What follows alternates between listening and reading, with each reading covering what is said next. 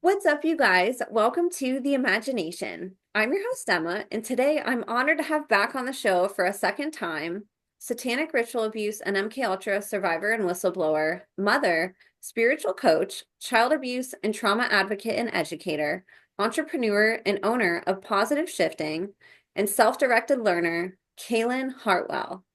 In case you're new here, or missed Caylen's first episode we aired a couple years ago, here is a brief overview of what we discussed. Caylen, once known as Kathy Collins, was born into the shadows of a multi-generational ritual abuse and incest family. Caylen, like so many brave voices on this show, grew up under the illusion of a mostly normal family. Beneath the surface, however, whispers of dysfunction lingered in her memory. But it wasn't until adulthood, sparked by an unexpected encounter with TMJ, that the floodgates of buried truths began bursting open. Life as she knew it would begin shattering, leading her to discover the truth about the other side of the double life she lived growing up. What emerged after this breakdown was a courageous breakthrough of remembrance, healing, and empowerment. And through her transformative work with Positive Shifting, Caylen now lights the way for other survivors, offering education, coaching, and a roadmap to wholeness. Trauma is a universal thread woven into the fabric of every human life, varying only in its shades and intensities. Yet, how astonishing it is that this profound force remains shrouded in mystery, even to the most learned minds. Therapists, counselors, and psychiatrists, for instance, are rarely versed in the realities of dissociative identity disorder or the chilling depths of satanic ritual abuse.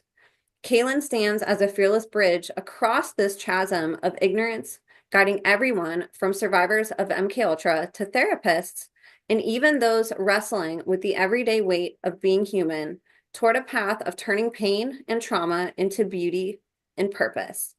With wisdom and grace, Caylen unravels the intricate layers of trauma embedded in our bodies and spirits, revealing pathways to healing that are as revolutionary as they are liberating.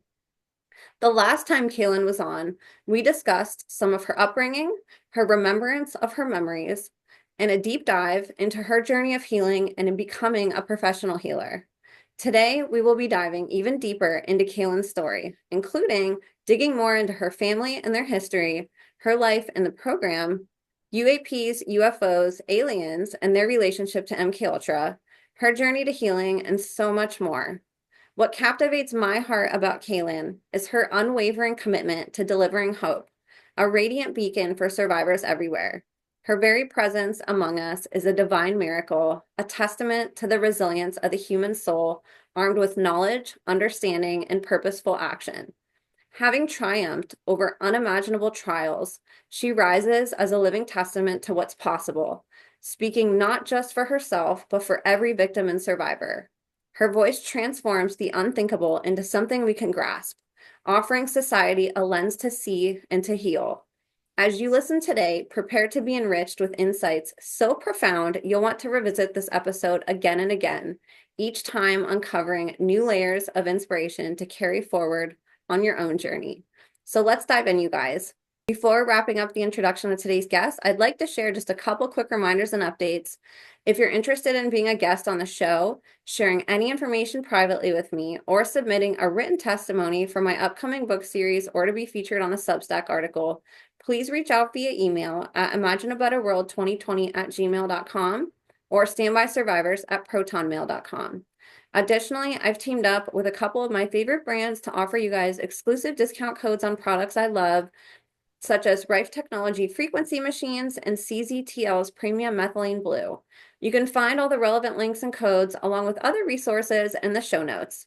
Your support across all platforms is greatly appreciated, especially as I've had to shift to alternative streaming platforms such as Rumble and X following the termination of my former YouTube channel.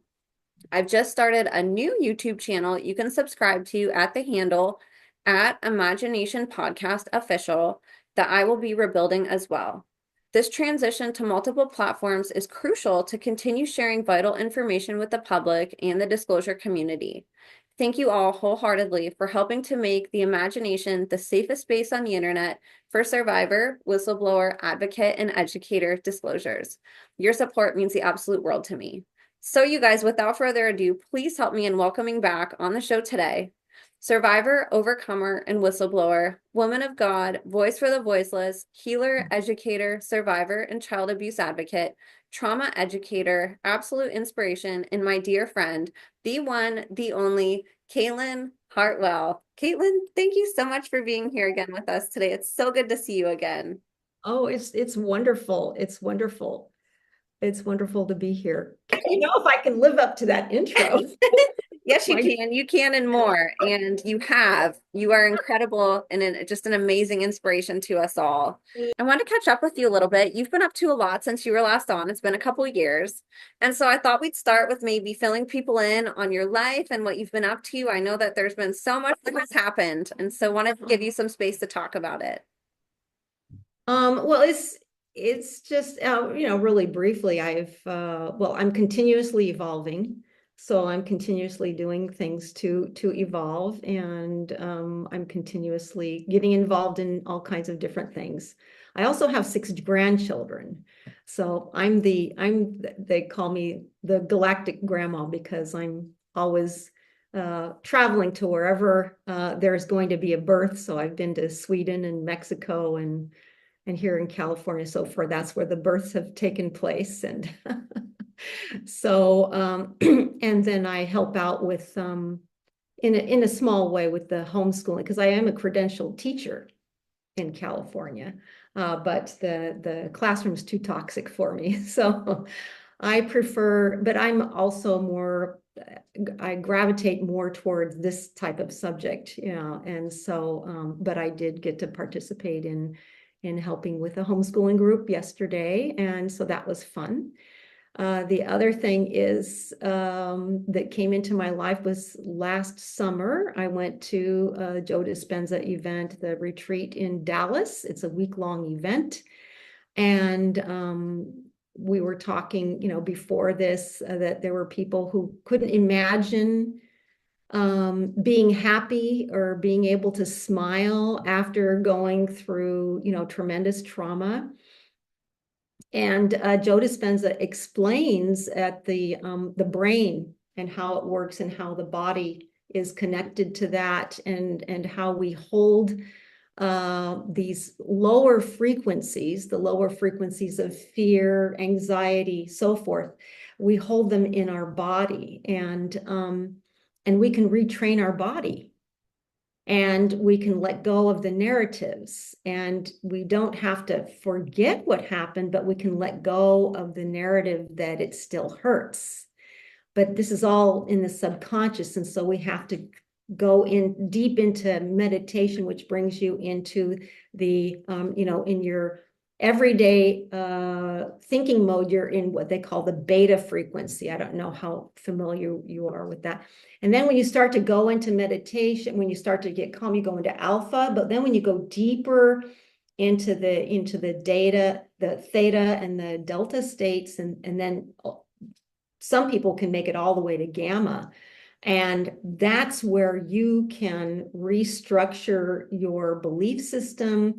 You can cleanse out, you can clear out the negative emotions, and you can transform your life. So, but if you have PTSD, you can't go to one of the events because they couldn't, risk somebody having an episode, getting activated at the event. But for those people who have recovered from PTSD, or who don't have it currently, I highly recommend that if they really, really want to just let go. It is possible. It is possible. So that's really cool. And I'd already been practicing. He was appealing to me because I had listened to him before, but I'd listened to a lot of other people, and he just brought everything together and put it in one bundle from all the things that I had learned. And I go, oh my gosh, this is a one-stop training. And he's really an amazing energy, and he's totally humble, and just and fun too. So it really helps to have somebody who's fun. And so that's a recommendation. And I've just been what do you call it? Working on checking off my list of things to let go of. So unworthiness, that was the thing that came up when I was reading his books, and starting to do the meditations. And I go, oh, that's why I'm not as successful as I would like to be, because I had this sense of unworthiness that was just so deep seated, and which isn't a surprise because that's the training when you're in MK Ultra, is that you're worthless, you're nothing. God doesn't even love you. I mean, these are the God rejects you, really, really fundamental things when you feel separated from your creator, and that's really yeah, that's very profound. And I don't think people have to go through an MK Ultra experience to get those kinds of feelings, because of the way our society has evolved, not naturally, but we've been what do you call it, herded into a certain direction. And so you see, young people who are so despondent, who are committing suicide, and there's so many different things contributing to that, but basically they're feeling worthless, and they feel that life is worthless. That's in a nutshell. There's so many things feeding into that. But if they have a sense of self-worth, you wouldn't want to commit suicide. You wouldn't be thinking of that. So it's good times because we have everything available to us now. It's just now you just have to have the will. You just have to have the will. Absolutely. That's one thing that I love about you is that you are just so hungry to learn everything that you can and to heal and then to help spread that knowledge to other people and to take the pieces that, create this tapestry that is whole for you. And you've created just your own model from all these little bits and pieces from everywhere that you've encountered and all these different things, and I wanted to just ask, like, what I know that it's been a couple years since, we've talked, and I'm sure that it wasn't just something overnight that happened where you just felt worthy, but a lot of people do feel unworthy. I think especially today in this Oh, day and time when we're just bombarded by negativity every day and like those low vibrations, like what you were talking about. And I know that it's probably not some quick answer. We could probably spend a full episode on it, but did you have anything really profound that helped you overcome that? Because that is a big limiting thing for a lot of people.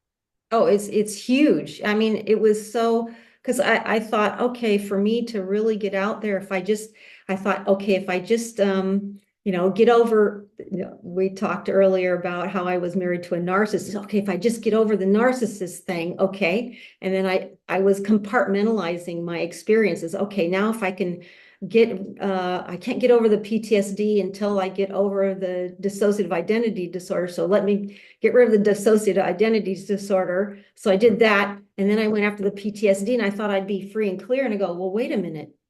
I'm not moving forward the way I thought I would be.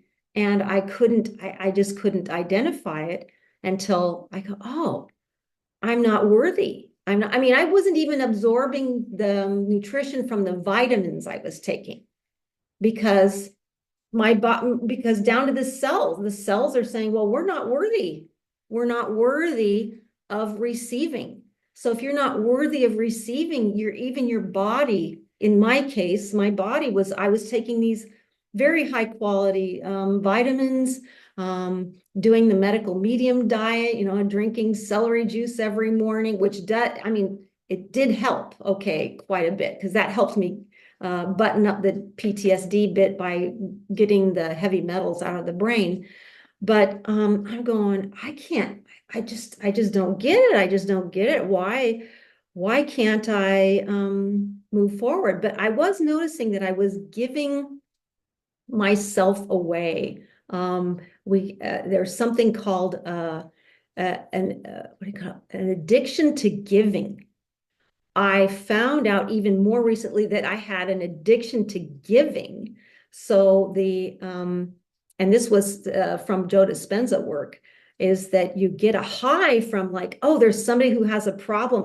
Oh, I can help you. And you get this real serotonin boost. But which is good. It's good to help people. But the thing is that you're so conditioned to getting that high, you'll even do it when it's sacrificing your own needs. And so what I was doing is I was helping people, and of course I'm going to attract people who need help. And so I've got lots of those kinds of people all around me. And I just couldn't say no because it felt right. So what he described is that, oh, what happens is when you say yes, when you should say no because of your personal needs, maybe you need to rest, or, maybe it's just not a good situation for you. And when you do that, you get the serotonin boost, but then you have the other what do you call it? Hormones that kick in, the cortisol and all of the destructive. I mean, cortisol is good to motivate you, right? But you start to get depressed and you feel you feel locked up. But then you go, oh, okay, well, this is familiar. This is with the territory. So you associate that with virtue. So you're destroying yourself through this what you've interpreted in your body as virtue. But there's nothing virtuous about destroying yourself, right? And so I had to, once I caught on to that, and then I had to watch myself. Well, when am I saying no? When am I saying yes when I really should say no? And it's so hard. It is an addiction. It's so hard to say no when you're conditioned and, and we're taught good value, Sunday school, it's good to help people, but we're never taught that there are boundaries that we need to make. And that falls into the narcissist thing, a narcissist is like a black hole that they'll just keep taking and taking and taking and taking. And nobody ever taught me that. I thought, oh, the more, I was married to a narcissist because my father was a sociopathological narcissist. So that was my conditioning. And so I was just moving into the same cultural environment, even though he was from a different country. It's still the same culture, having, the narcissist to do the dance with. And so that's the neurological training that's reinforced by the hormones. And so you think, well, oh, it's out of my control because you get the rush of hormones. And so you feel like, okay, it's out of my control. I can't do anything about it, right? And the cool thing is you have to stop the loop by first recognizing that that's what you're doing. Then you go into the deeper processes of like getting into the deeper brain frequencies so that you can reprogram yourself, but then you still have to practice it and notice it in your daily life. So I was constantly monitoring when I was saying yes and checking in and then feeling it in my body. We need to be more connected with our bodies. Most people are disconnected. They can't, and I've worked with people who still, I've worked with somebody who's for years and she's still having a hard time connecting with the sensations in her body. They said, what does it feel like? Because your body is responding. You think with your whole body. And so I would notice, and somebody asked me, can you do this for me? And then I would notice myself saying yes. And then I'd notice the body reaction. I go, oh, that was not a good one. But then sometimes I say yes, and I go, oh, I'm feeling clear. So for me, when something feels like crystal inside of me, I know it's good. I know it's good, So like when you gave me the invitation for this podcast, it's this crystalline feeling like, oh, this is really cool. This is a good yes. This is an awesome yes. But so then it goes into practicing saying no, and you feel so ashamed or guilty or like this, because it's become so much of your identity to say yes, and people count on you saying yes. And it's a struggle for a lot of people. I mean, people who end up being humanitarians. And so I was working with this, I'm in a humanitarian group. And so I did a last event on, saying yes when we want to say no. And I found out that, oh my gosh, everybody had some aspect of that. And sometimes it's just with a mother, who keeps asking you for help. Can you help me with my computer? That's a big stressor for some people. And so then what had the breakthrough was when, okay, I'd been working on this. This did take time. This took a few months because it was so ingrained in my identity of who I thought I was. And then somebody asked me to do something and I said no. And I could say it no very gracefully. And there was no guilt, there was no shame. It was just like, oh, it felt so good. So we all have to work on I call them energy leaks, and to be more effective in our lives. And when we give away so much, see, I gave away to a narcissist for 27 years to the point where I almost died, literally. I gave away who I was. But that lesson was to instruct me the value of my self-sovereignty. And that's the lesson of the world today. Everybody has to learn the value of their self-sovereignty so we can all create this new world, this awesome world. But if we don't know that that's what we need to do, then it's going to be, kind of shaky. But yeah. So I can't remember where else we were going with that, but yeah. That is so incredible and so helpful. I think that is something that a lot of us, one way or another, even if we didn't grow up with it in our household, maybe we were allowed to say no at home, but maybe we have a corporate job and you can't say no to your boss, even though there's stuff that you don't want to do. And so you're saying yes, and like you're introducing that concept to yourself and like not feeling good about it, but just sort of excusing it. And I know at work sometimes we have to bite the bullet and do stuff that we don't want to. But I think like all those little times that we do, they accumulate and it can become a pattern that we do outside of that environment. And it can be something that's like normalized in a way and like Yeah. made okay. And like you said, we become very disconnected from our body. And one thing I think you've done so well at, in your healing journey is it reminds me of that book, The Body Keeps the Score. Like you've realized like where your body is keeping the score and like how to let that go. Where so many people, attribute just like your TMJ journey for people who didn't listen last time.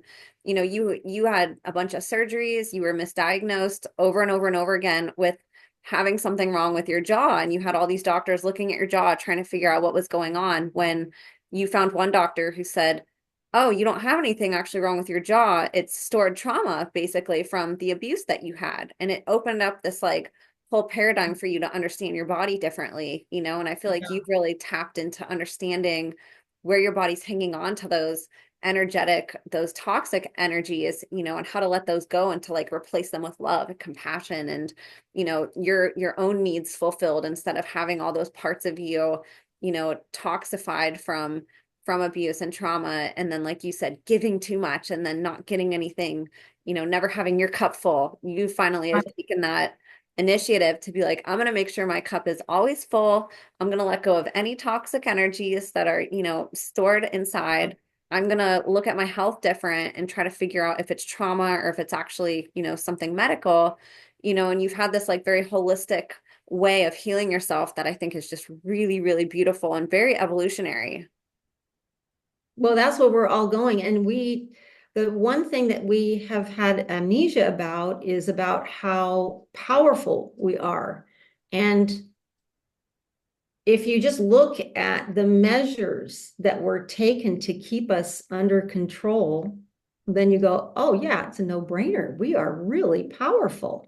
Think about, the food supply, the air, the water, but then the bombardment of the programming on television and movies and all the institutions, any institution on the planet all of them were infiltrated And history books, none of the history books are correct. None of them. We really don't know who we are, where we came from, and we are discovering that. And a lot of people are having a hard time because, we've been told lies for so long, the truth is very uncomfortable. And it seems like a lie. Now, there's a lot of crazy stuff out there too. So that's where you have to learn discernment. And, you try a little bit of this and a little bit of that, but how much of it is going to actually empower me in my life? Because that's basically what it comes down to. There's so much to learn, but I seek out the learning that's going to help evolve me in my journey, and that's how I can help other people. By learning to shine my own light, I am teaching by example, and that is nowadays. I mean, teaching is not about just giving people information. It's about embodying the information, and then people will be attracted to that, and they'll feel it energetically. And there's an energetic exchange of information that happens that is beyond language. And so that's what I invite everybody to just focus. I'll go back to when, this is back when I was still married, and my two older ones were in high school, and the younger one was approaching middle school. And the dysfunction in the family was just such that if you just lit a match, the whole house would just explode. The energy was just like over the top. My son was a fire setter. And my oldest daughter became anorexic, and my youngest daughter was a recluse. And I was trying to, make everything right with the narcissist who was dominating, to make him happy. So I was spending all of my focus trying to make him happy, to keep because that's how I thought you do it, And then I knew that, boy, my kids are in trouble. So I was going to this, I don't know if I talked about this. I went to a cranial sacral therapist at the time, which is a wonderful healing modality because it's very gentle, working on the central nervous system. And I was telling him that I was so concerned about my children. And he said, no, you need to heal yourself. And that's how you'll help your children. Now, it was really hard for me, but I took that in. I go, okay, I'm going to focus on myself. But more recently, I don't know if you've heard this information. I mean, so much cool information is coming out. But the connection between the mother and the children is actually physical. The fetus exchanges cells with the mother. I didn't know that. I go, oh my gosh. So I've got some of my children's cells in me, and they've got some of my cells in them. And, DNA is like a radio transmitter. So there's the psychic connection between the mother and but I went through training for body talk. That's a healing modality. I never got certified for it, but one of the concepts they had was the family matrix, meaning that everybody in a family unit is connected, right, energetically. And so whatever happens to any one person in the family affects all the other people in the family. And then you can be in a community matrix, or say you belong to a church and you're part of that matrix. So whatever happens to anybody in that congregation affects everybody. So that's the effect. The first receivers are going to be the ones closest in the matrix.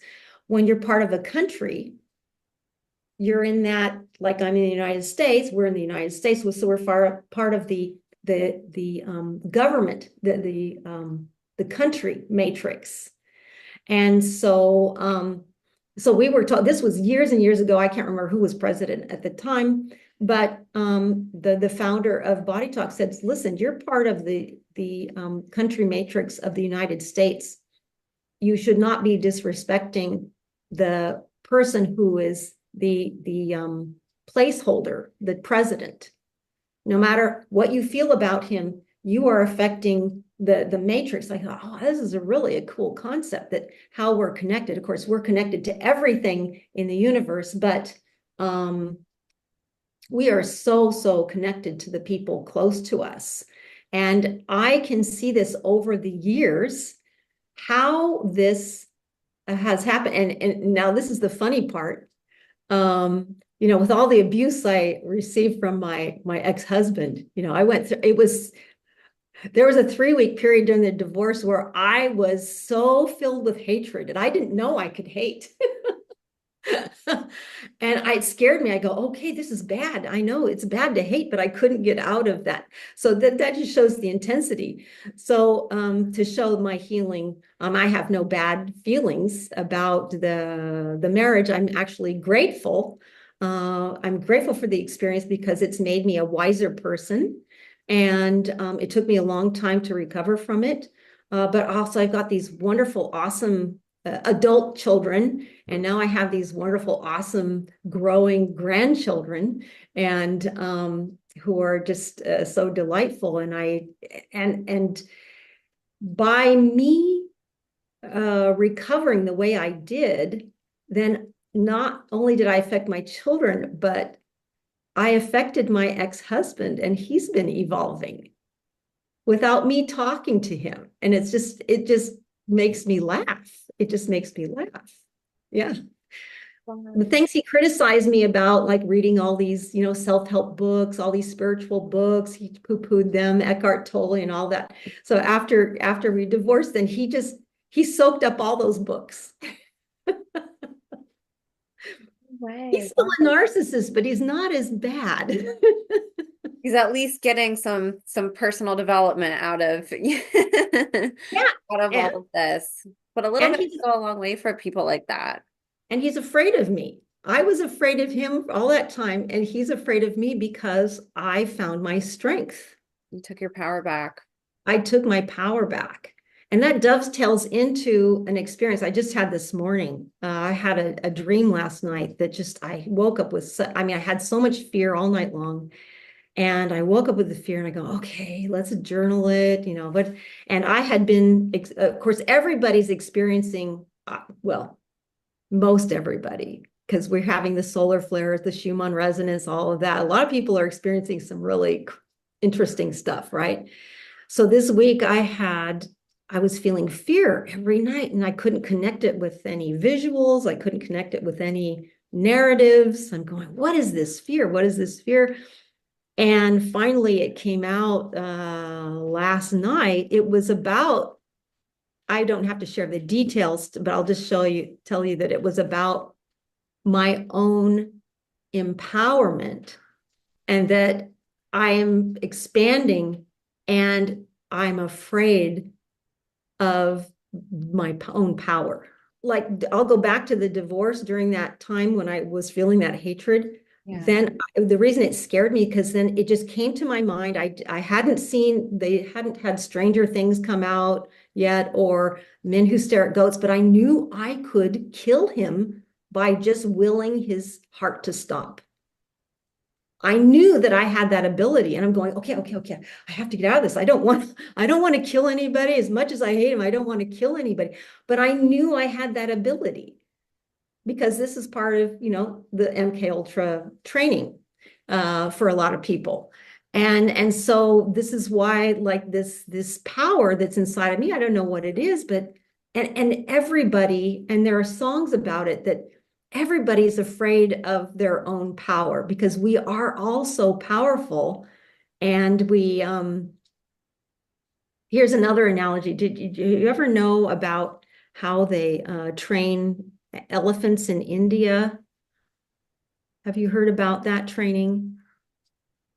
I have seen something. I don't know if it's the same thing, where you see like an elephant with a chain attached to they start with, say, a big pole where like they can't move it, and then eventually they can chain an elephant to like a little tiny lawn chair. Yeah. Elephant tries, and the elephant won't go anywhere because it's so used to, like, it's conditioned to not being able to move from where it's at. Is that what you're talking about? Yeah, that's exactly, and that's what we are. So so You want to the explain that? There might be some people that didn't see that.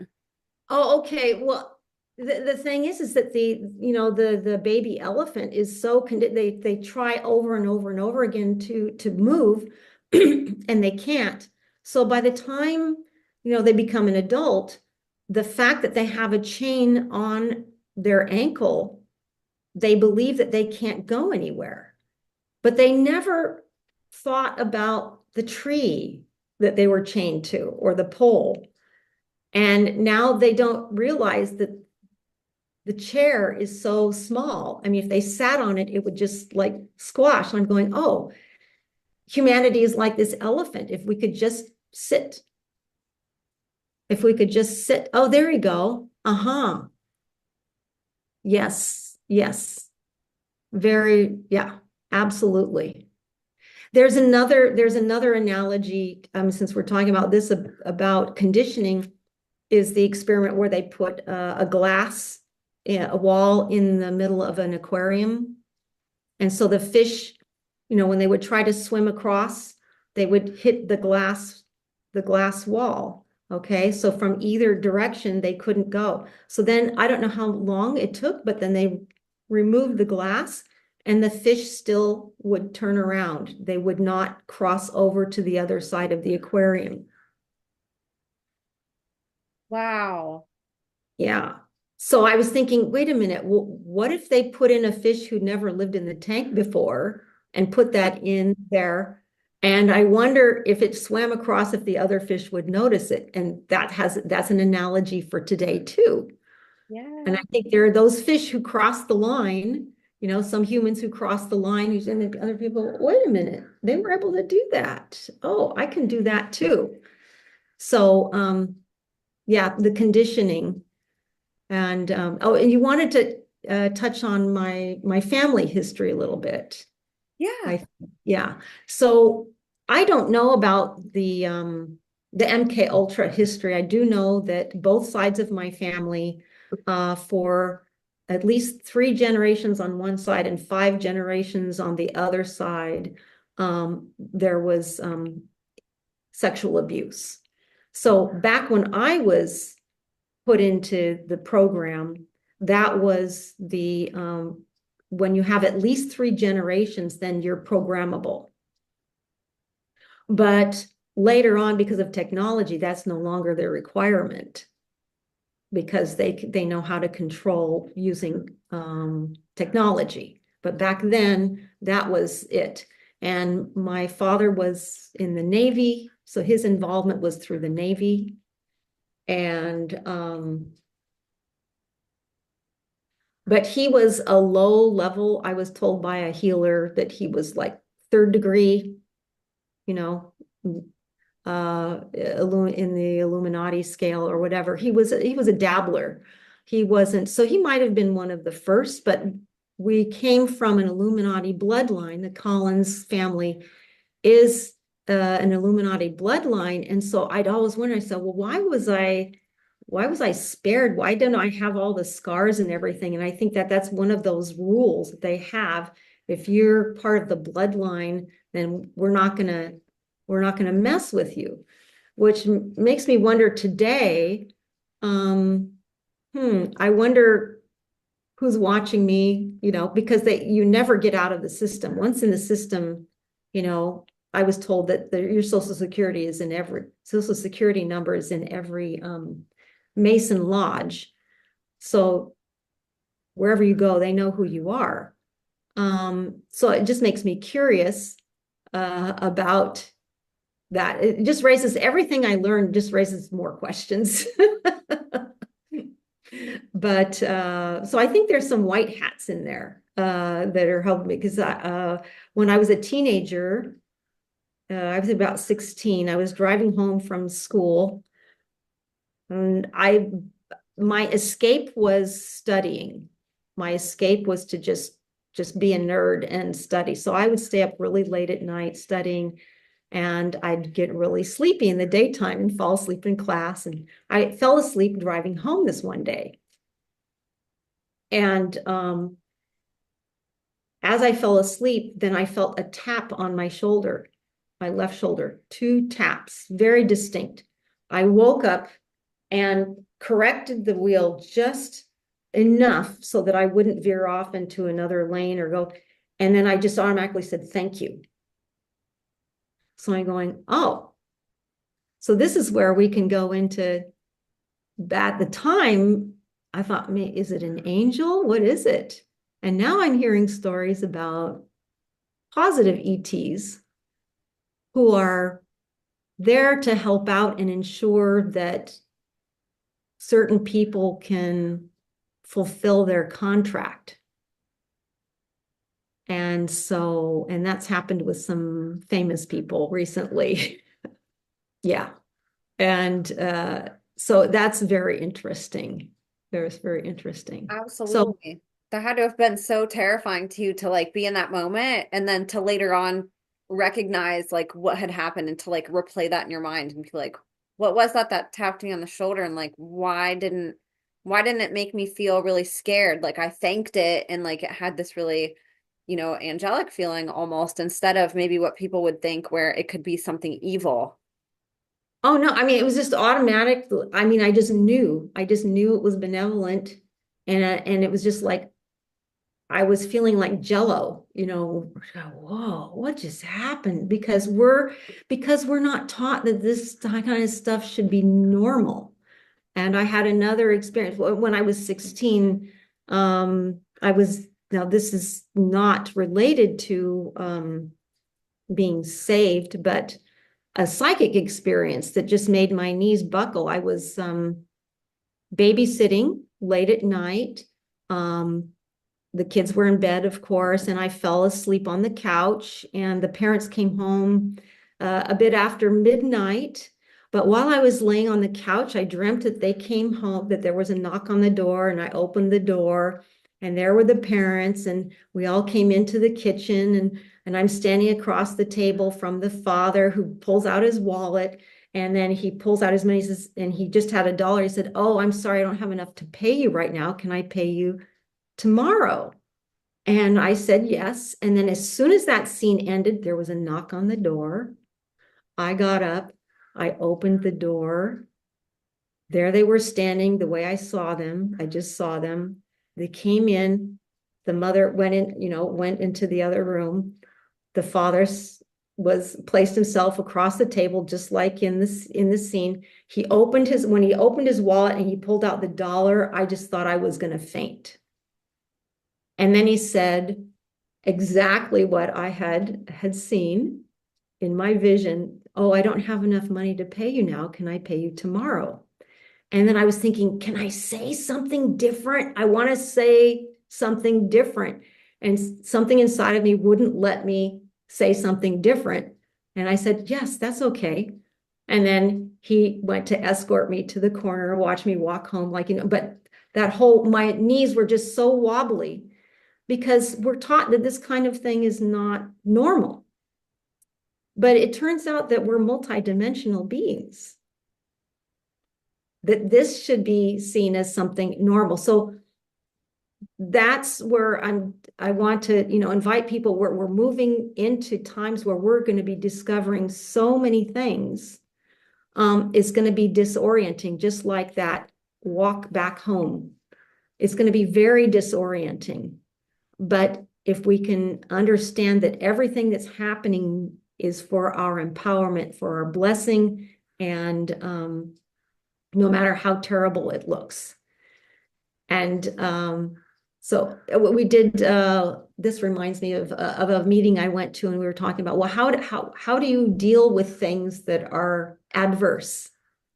And now I've evolved to the point where when something comes up that wasn't in my preference, automatically I go, well, where's the blessing? Because if we can do that, we can reorient our reaction, and we can have a positive effect on our physiology and a more positive effect on the outcome. We don't have control over everything, but having a better perspective, if you have a healthier perspective of what's coming your way, because a lot of scary stuff is still coming down the pike, and that's part of the normal shakedown for what we're going through. And there's a couple things that you had mentioned just in the last little bit that I want to just take a little bit of time to unpack and hear a little bit more about. One being, the positive ETs. I know there's also negative, and I know that you've had different experiences related to different entities and, technologies potentially and frequencies. And I want to hear your perspective on that. But before we talk about that, a couple things that you had brought up are these psychic abilities and spiritual gifts, psionics, as well as one thing that you remember being used for, which was, psychic assassinations, basically. And that's been a consistent thing that I've heard over the years. Other survivors of MK Ultra have been used in those ways, whether just experimentally, where they were, running tests on them, trying to see capabilities, or if they were actually in the field, being used for these different gifts. Invertedly to cause harm. And so I wanted to just, get your perspective and hear your experiences on how those things were used and utilized for you whenever you were in these programs from what you remember.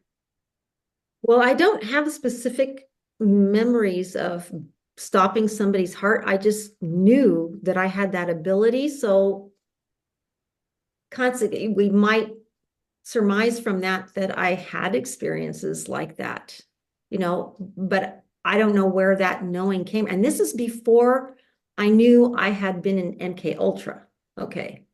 So this was as I was going through the divorce, I was discovering I was going through the betrayal trauma of the divorce, and also of going through the MK Ultra experience and all of that. So it's kind of mixed up.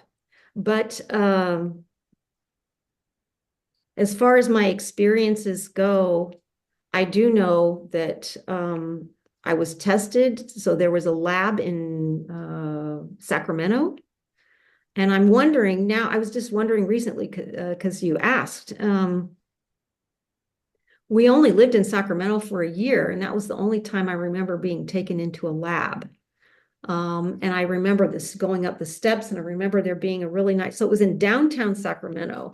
And when I was living close by recently, I thought I could find the place, but I needed to have somebody drive me around where I could look out the window, and driving and looking, I couldn't do that. I don't know if the building is still there, but I can still see the broad steps, and we went through glass doors, and then there was a little entryway off to the side, to the right, and I would go down the steps with my father, and then there would be a door there, and it was all just very whitish gray, nothing colorful to it.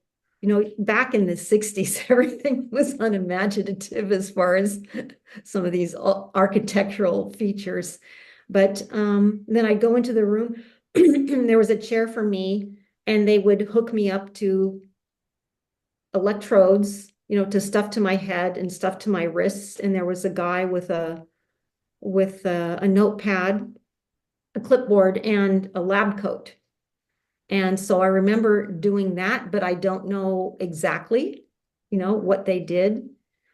And as far as I do know, I was made to witness things.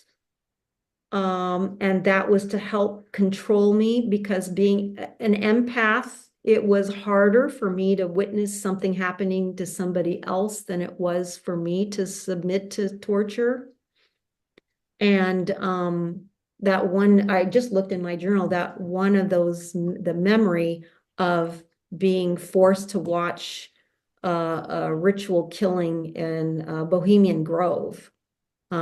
Actually, Bill Ryan did a regression on me, and that I was able to go into that incident and get that piece out, and he has it all recorded.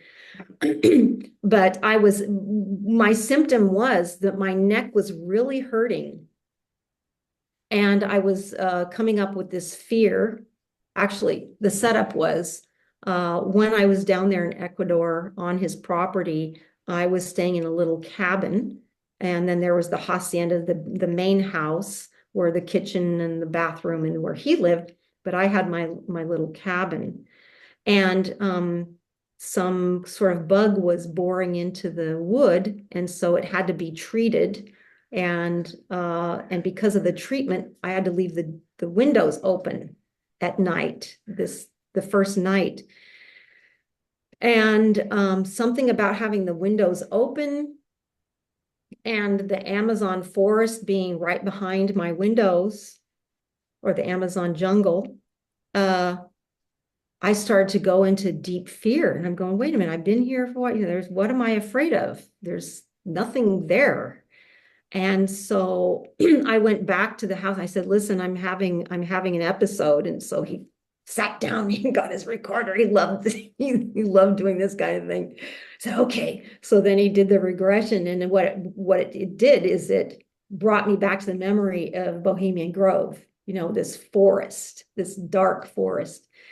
And that memory I had up to that date, I had remembered being chased naked. I think I talked to you about this one in my last interview. Did I tell you about this? No, I didn't. Oh, okay. So the memory started with, for years I'd be kicking and running in my sleep, and I would just get bits and pieces of the dream. And the part I got up until that point was that I had been strapped up naked, and I was about 10, 11 years old.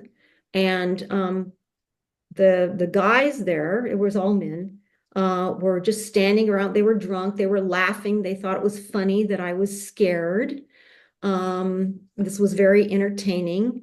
And then they cut me down and let me run into the forest. And I just ran. And I had no tennis shoes, nothing. It was barefoot, ran in the forest to hide. And then eventually they found me, with the flashlights. And they said, you can never hide from us. We always will find you. And it's one of the few times I can remember the words of what was happening. We can always find. So that was another training technique that, okay, you can't, there's no escaping. There's no escaping, right? And that was as far as I had gotten in that memory until this night when he regressed me. So there was more to that memory, and I'm going, oh my gosh, I don't know what happened after that, but well, we'll go in here because the feeling came up, it needed to be healed. So this falls under the rubric of how many memories do I need to remember? It's just you just need to remember key memories, because those memories are connected to other parts of your brain and the neural net, and that when you heal the key memory, it will heal other memories that are associated with that. Okay. So what happened is they brought me back to where there was a body of water, and there was the effigy of the owl, and there was a bonfire, and there was an altar there, and there were people on that side, and then I was with a crowd of people, and they said, and they wanted me to watch this. So they were pushing my head to watch this. And I was trying so hard not to watch. I didn't want to watch, but I couldn't close my eyes for some reason. I don't know why. And then and so I witnessed somebody raising a dagger and coming down and stabbing a 4-year-old boy in the chest. And so that was the thing. I was able to release it. And that explains why, back when I was a teenager watching Alfred Hitchcock with my mother, there was a scene of a guy with a shadow, because Alfred Hitchcock followed decorum. You never saw what was going on. And there was this scene where you saw this shadow of a hand holding a dagger and I just let out this blood-curdling scream. It was just like somebody had reached down through my throat to my heart, and just this scream just came out and traumatized my mother. And I couldn't explain why But then when I remembered that many years later, then I go, oh, so when people have over the top reactions to things, then you can be sure that there's a memory somewhere lurking there that needs to be healed. So once it sees the light of day, then we can heal it. And so that goes to the collective humanity today, learning about all these things while you're doing this beautiful podcast to educate people. And unfortunately, that's the way it goes. If we don't know what it is, we can't heal it. But we don't have to know all the details. We just need to know enough. Okay. And so this is why I haven't gone in for more regressions, because I was able to heal myself with the memories that I had that had organically, spontaneously come up for healing. Because if I go back into being regressed, then I'm going to get information, because there's one memory that I have not completed, and I don't know if I need to, but it's a memory that I had it would come up for 3 years. And it's where I'm a small child. I know I'm small because I'm holding somebody's hand. It's way up there, and he's wearing a suit.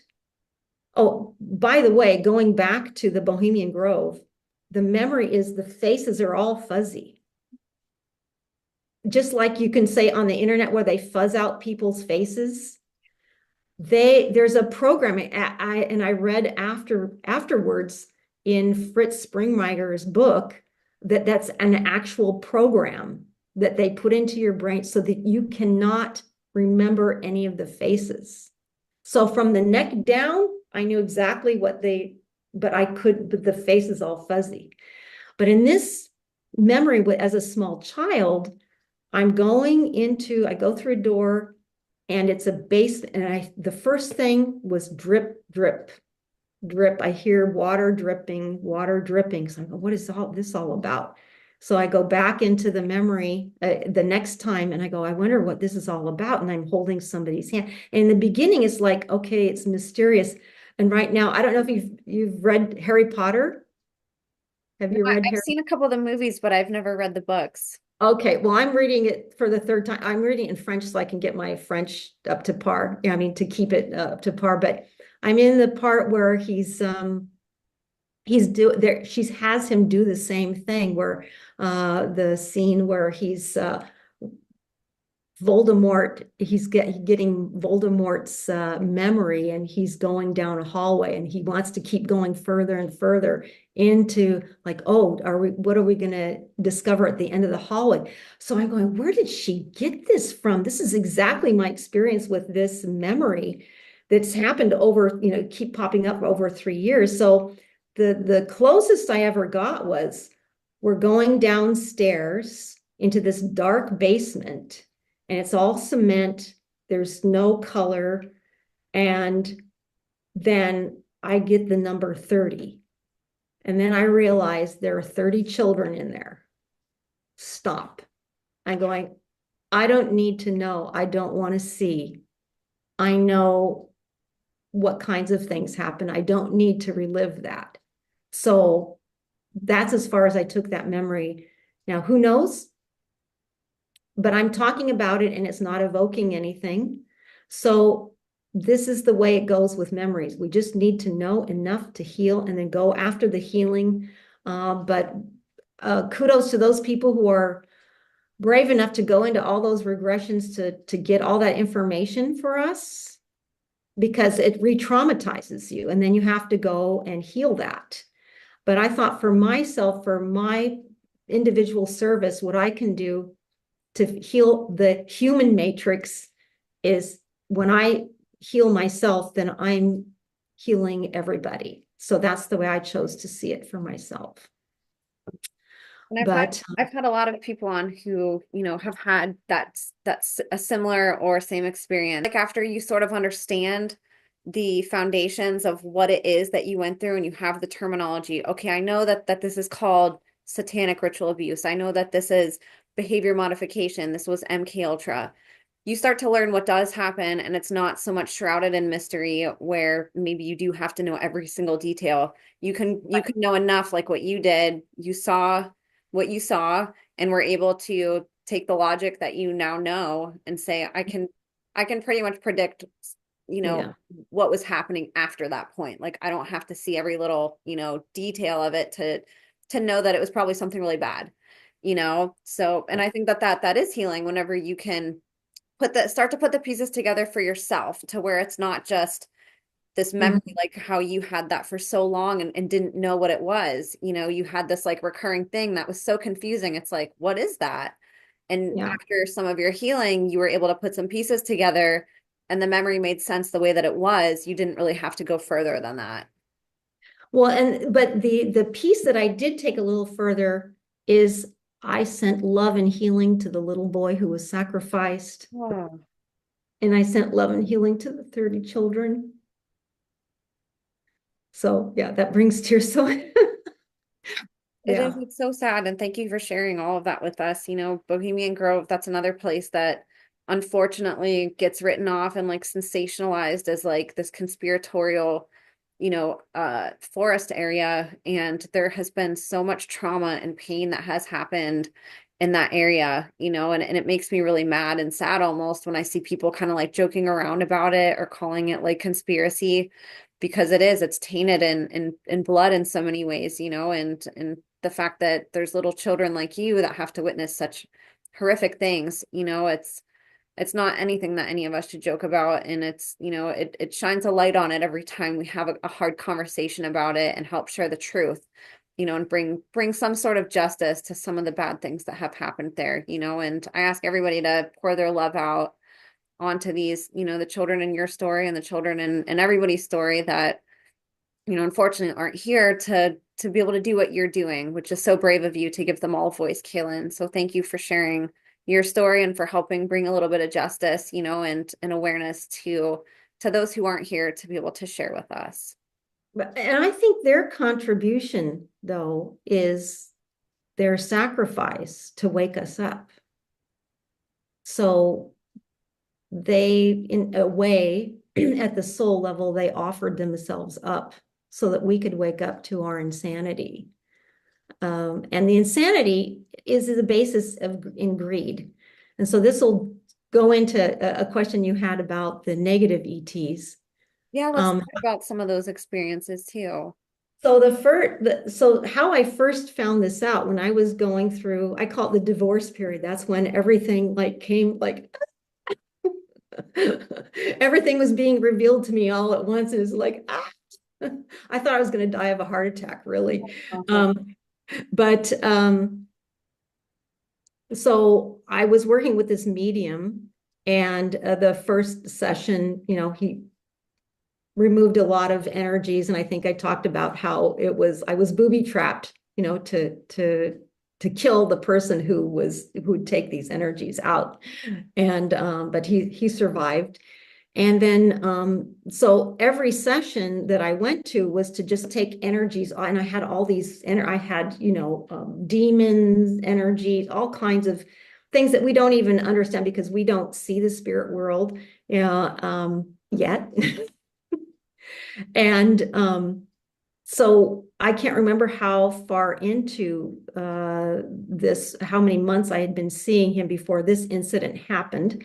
But I had this inclination to keep doing research about aliens. And I think that's when I first found out about the MK Ultra. But then I was just like obsessed with learning about aliens. And it turned out that that was to prepare me for healing. So when somebody has an obsession to learn about something, there's a reason. And so when I went in for this session, he said that, so what happened in that session is he had removed, now this is really hard for people to wrap their heads around because we don't understand interdimensional beings. And we see everything in 3D form, and it's really hard for us to imagine something that's not 3D, right? So he removed, there was a reptilian that was in my brain, and then 2 grays that were in my kidneys. And the grays were there, sending energy from the kidneys up to the reptilian to maintain him. And because the kidneys are the power pack. And I go, and he said, when he had to preface this, he said, listen, this is going to sound really strange, okay? But this is what's going on, and I can see it, right? And he worked with some Pleiadians who were there with him. And I couldn't see, but he's talking to people who are invisible to me in the room, right? And so the Pleiadians there to help him out, and they removed them. And then he said, now you're a sensitive, you can't see them, but I just want you to do something. I'm laying on this bed, and he said, now wave your hand through the air, so I'm laying down, so it's across horizontally. He said, what do you feel? I said, well, I feel 3 cold spots. He goes, right. There's a reptilian and 2 grays. You just swiped your arm through them. And I go, oh, interesting. So after the session's over, I'm sitting in the corner of the room, recovering, whatever. And I said, well, and he told me that he had this help of this Pleiad. And I said, well, say thank you. And he goes, well, he's standing right next to you. You can say thank you yourself. I said, well, just pass your arm through the air and see what you feel. And I said, oh, it feels dense. He goes, yeah. I go, but it wasn't cold. He goes, no, of course not. Because he honors free will. Those entities that don't honor free will are cold. So you ever feel a cold draft coming up your neck? Like, ooh, yeah. And so that's why culturally, a lot of people would cover the backs of their necks, because there's some negative entities that like to enter through the back of the head, the back of the neck into the head. So yeah, you can look that up. And so that was my introduction to, like, oh, wow. And he goes, you know what? I just found this out a month ago. I started removing, because he was used to removing demons and all kinds of earth spirit type things. And he goes, what is this? I go, oh, this is a reptilian. Okay. And so that was my introduction. So what happened finally in my healing process is finally when we got to clear all the extraneous energies out of my body, then I would get to feel what it was like to be in my own energy field. And so then I could feel when one would try to come back and entrap me again or latch on to me. Some healers call them attachments. They don't want to call them, they don't want to scare people, which is nice. But I want to know what it is. And so that started a whole era of me getting nabbed. And I found out that, oh, they use the internet as a highway. It's an energetic highway. So these things could come through the laptop. Well, back then I had a desktop. They could come through. And one example was there was something on YouTube where it said, specifically, it said President Bush, the Bush Jr., admits to 9/11, and it was a 9-second clip. So I go, that's curious. I turn it on, and this energy just blasted out of it.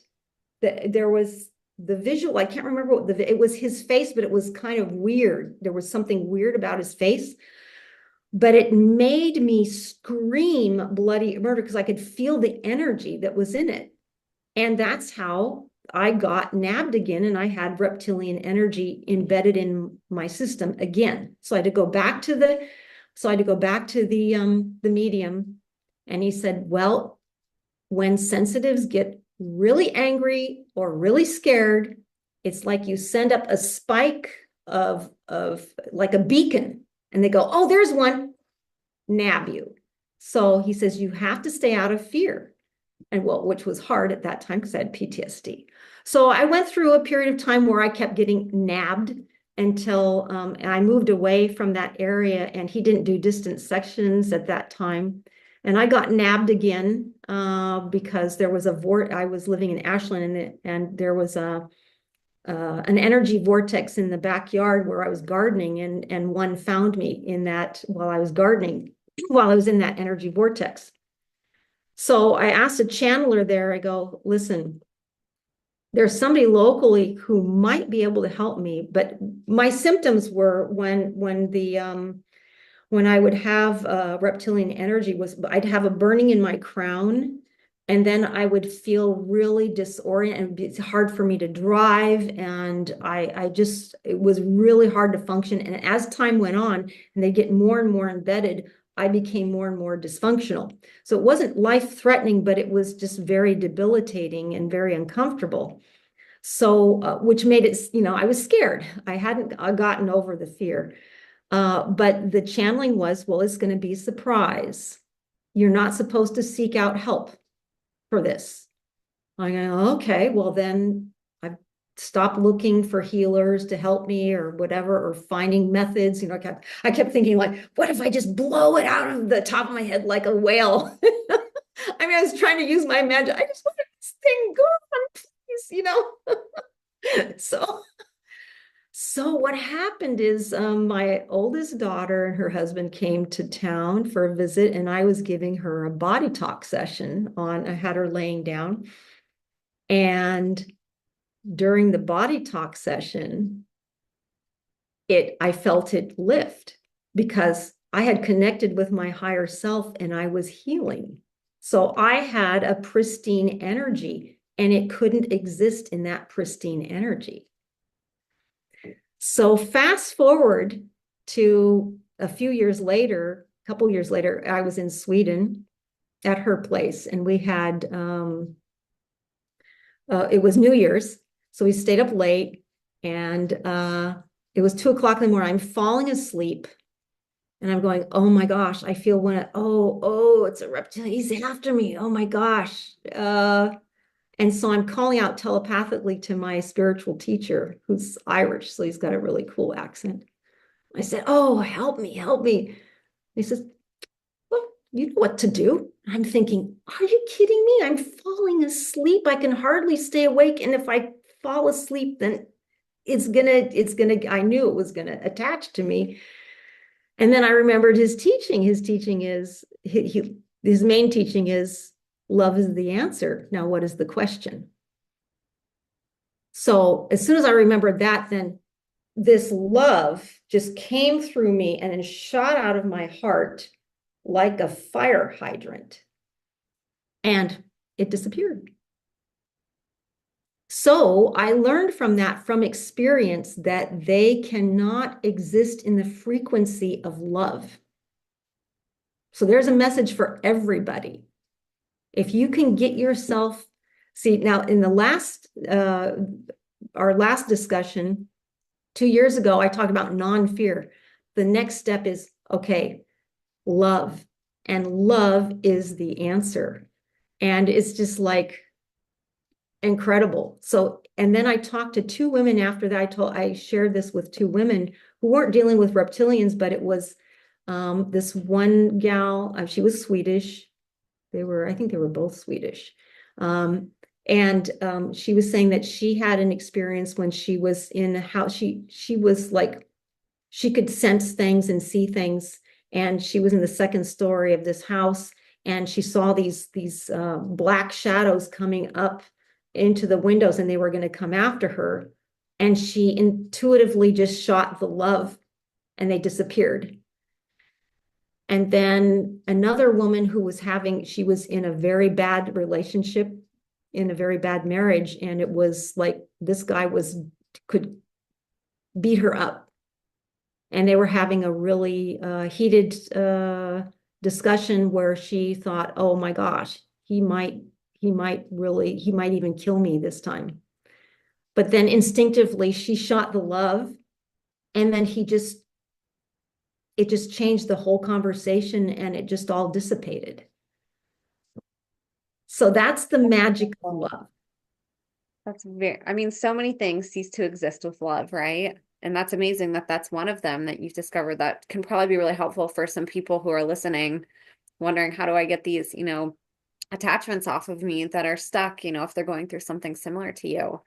Now, do you remember at all whenever you were a child being used in these different programs, were there advanced technologies that weren't introduced to the public yet, or entities that you had come in contact with actually being used in these programs as well? Well, the reptilians, definitely. And that's why, when I watched the movie Alien, I had an over-the-top reaction to that because it was too similar. And I didn't know why at the time. But then when I learned about I go, oh yeah. So the reptilians, now the physical ones, it's a little bit different because they're very, I mean, it's different to deal with the interdimensional forms than the physical ones because they are very ominous and they can penetrate your mind. And that's why I relate to Harry Potter and Voldemort, where Voldemort would get into his mind. And so, but the cool thing about this is, I don't know if you know this part, is that these entities, these Draco reptilians and the Greys have been ushered out of our solar system late 2021. So they're no longer here. I did not know. There's the galactic, is it they call it the Galactic Alliance? And I mean, when I heard this, I go, oh, because I start after 2014, I had a Kundalini rising. And then I started getting, I've been told not to use the A word, abducted. So close encounter. And I started regularly being taken by not just Draco reptilian, but by many different races. And the key is genetics. It's all genetics only. And so that's where you're going to see, yeah, people who've been in the program, they're chosen for their genetics. So it's very common that they will be, abducted. But most people don't remember it, but empaths will remember. And actually, I woke up from the anesthesia the first time and I tried to escape and it didn't work very well. I bruised myself badly. And they caught me and they put me under again. And I had a bruised knee for 3 months after that. So, I tried and I go, oh man. And so it was expensive to go to this meeting, but I had to keep going to him to do the repairs, calm me down, do the repairs from the experiments. And so I had to work on myself. I go, okay. I started getting PTSD over these abductions because no matter where I was, in Germany, in Sweden, in Dubai, where was I? Wherever I was in the world, I was found because it's all energy. They're not looking at us in a physical way. And it turns out that this is, because of agreements that our government has made, that a certain amount of people can be taken for experimentation, whatever they want.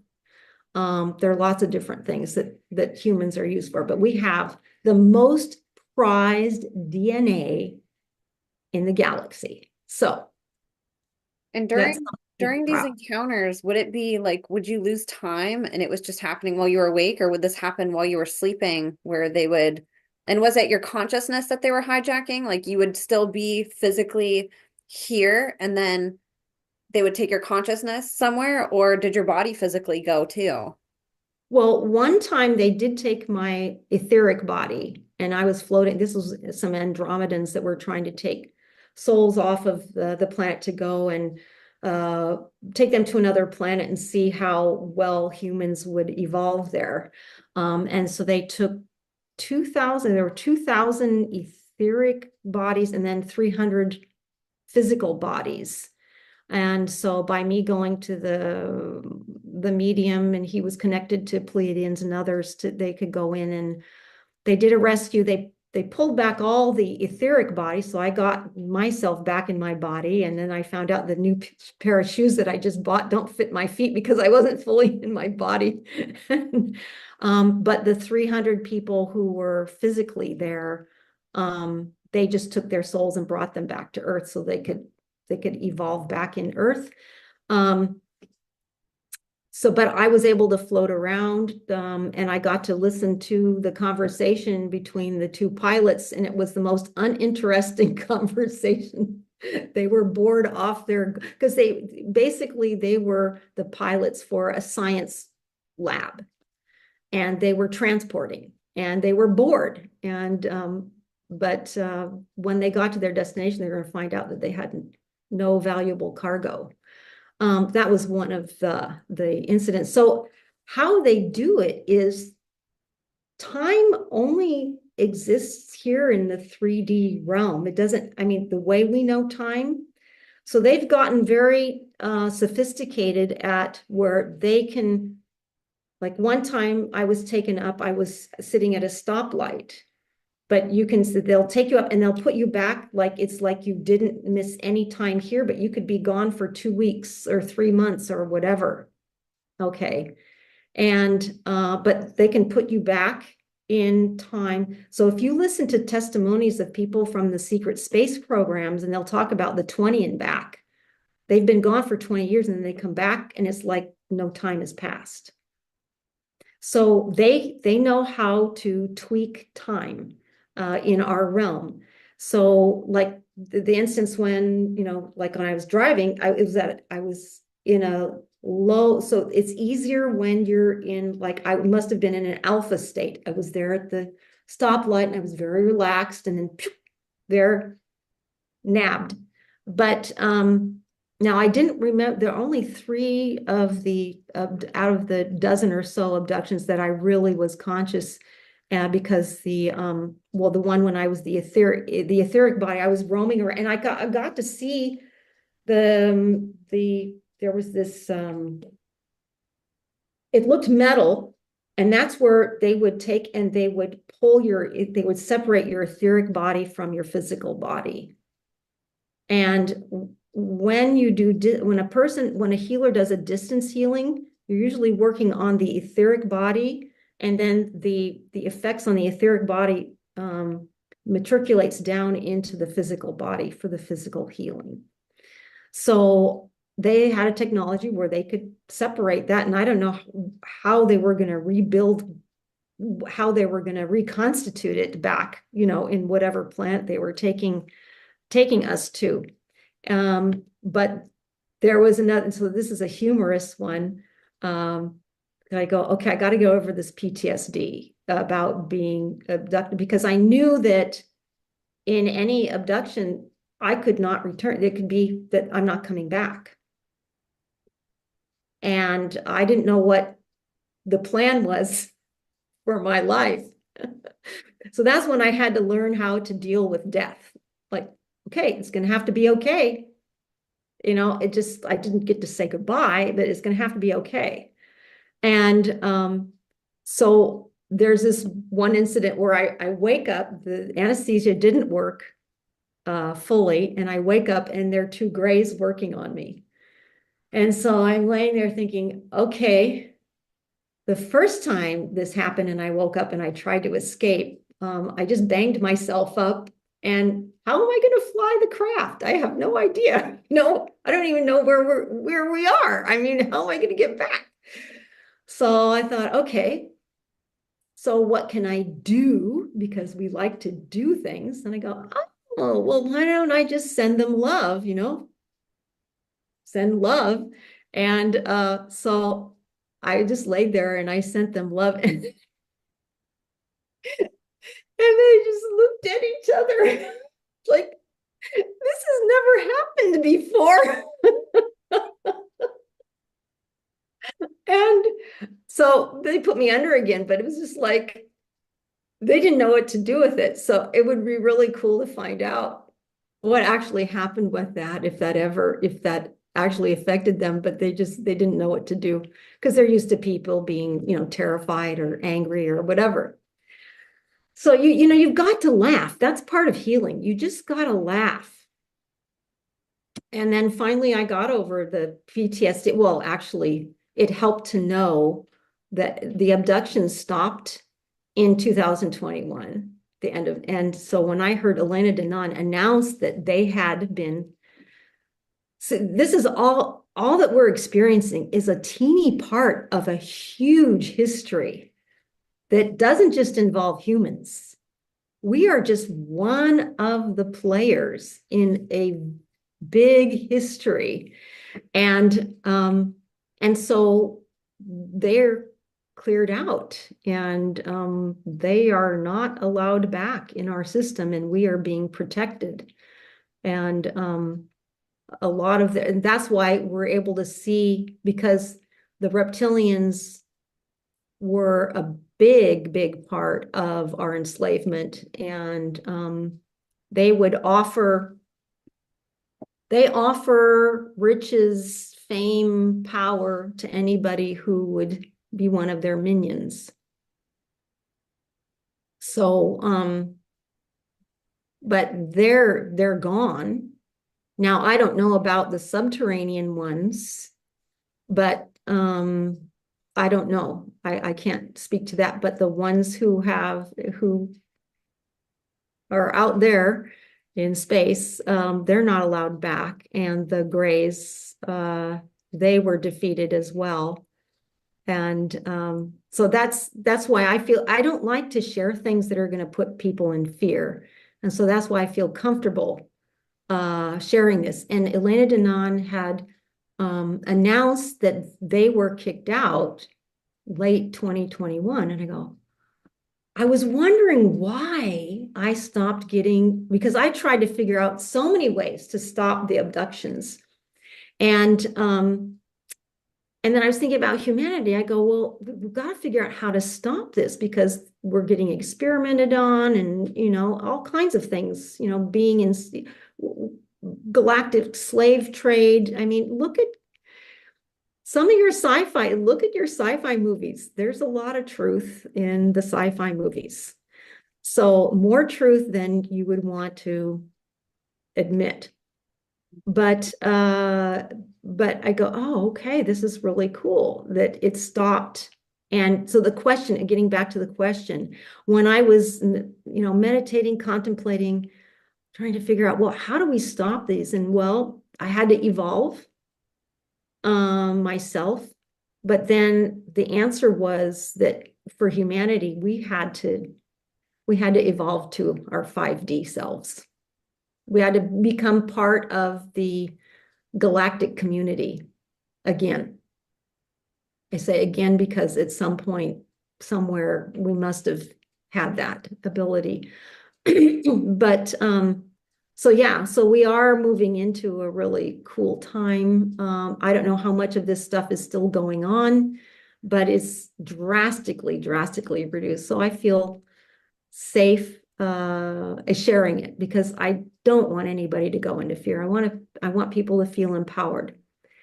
But through all of my healings, all of my experiences, there's been the same answer every time. Spiritually evolve. Go into love.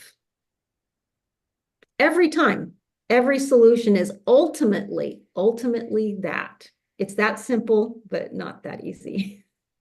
Mostly as a child that I know of at this point, is that finding ways, techniques that would be good to use on the public to control, right? Like, for instance, finding me in the forest and telling me, you cannot escape. Look at all the surveillance we have. Look at all the cameras. We look at how we are being watched all the time through technology. And at this point, that's all I can, and then poisoning our food, and making our clothes out of plastic instead of cotton or linen. I mean, every way possible, making you feel like God has abandoned you, like you're worthless, that you have to prove yourself in order to be worthy of existence. And if you start looking at those themes and you see, oh, how does that show up in my life or anybody else's life, you'll see that these are really big themes. So I don't remember much else. I do know that they used electric shock on me up the yin yang, because that erased, the purpose of that was to erase memories.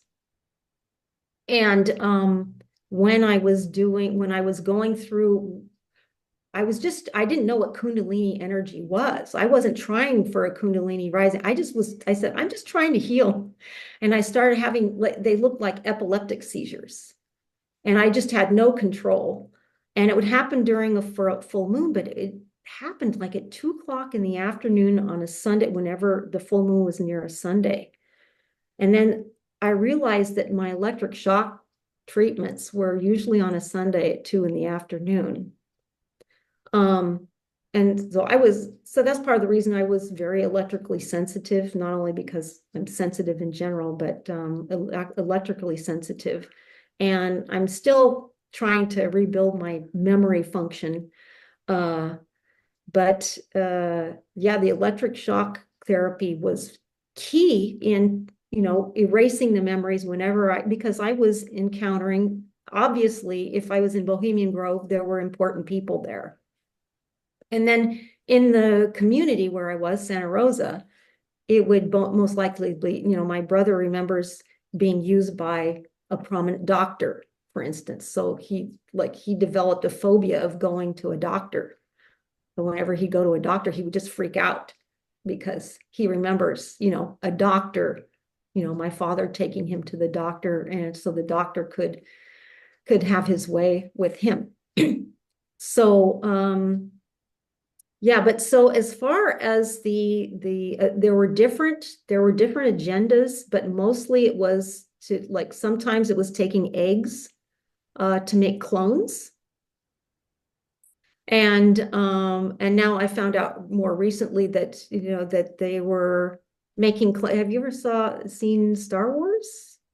I have not, but I'm pretty familiar with a lot of Well, the so plot they of they it. made all these clones to go in and take over in the end. Well, yeah, they were making clones to take over the earth, but they would be programmed by them, right?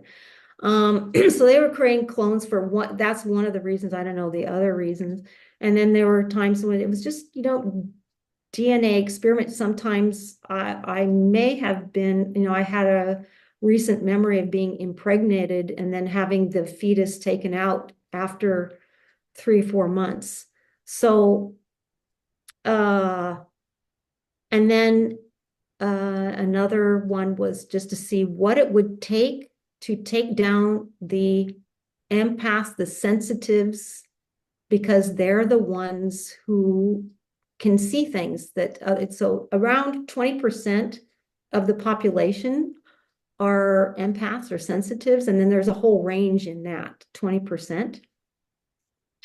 And this was discovered by a woman who's a therapist, and she discovered this with her therapy sessions, and she called it highly sensitive people. And you can look it up, and you can even take the test to see if you're a highly sensitive person. But the thing is that for one thing, because I'm sensitive, that's how I was able to wake up or be conscious of what happened to me, and I could remember things. There are millions of people who've been taken up, millions, and they have no idea why they have the ailments they have. They have no idea. And there's some people who never came back, and our government doesn't tally that.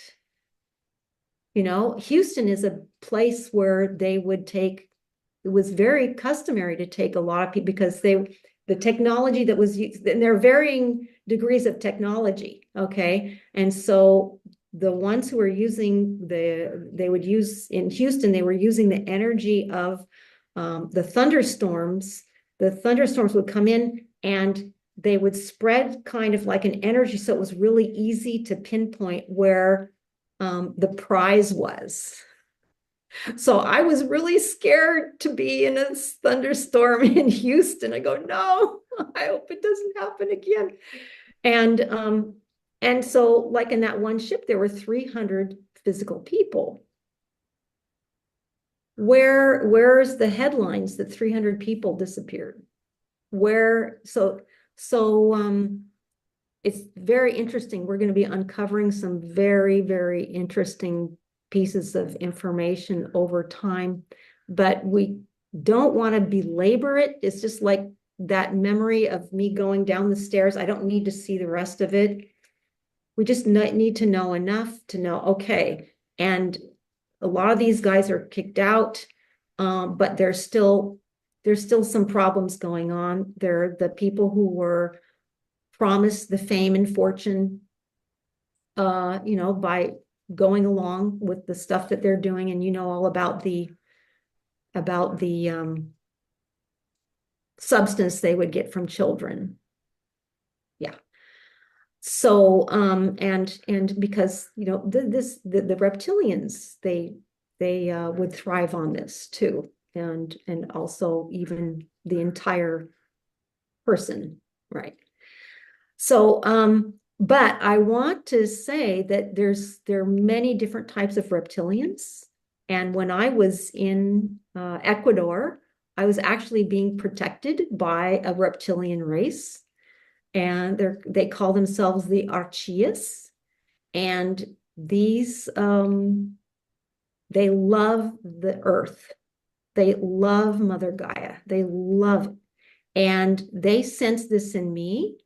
And so they kind of took me under their, well, they didn't have wing, but and they now the medium explained to me, he said, now they're going to take you up in their spaceship, but you've agreed to this at the soul level, and it's not an abduction, but they're going to take you up, and so just don't be scared.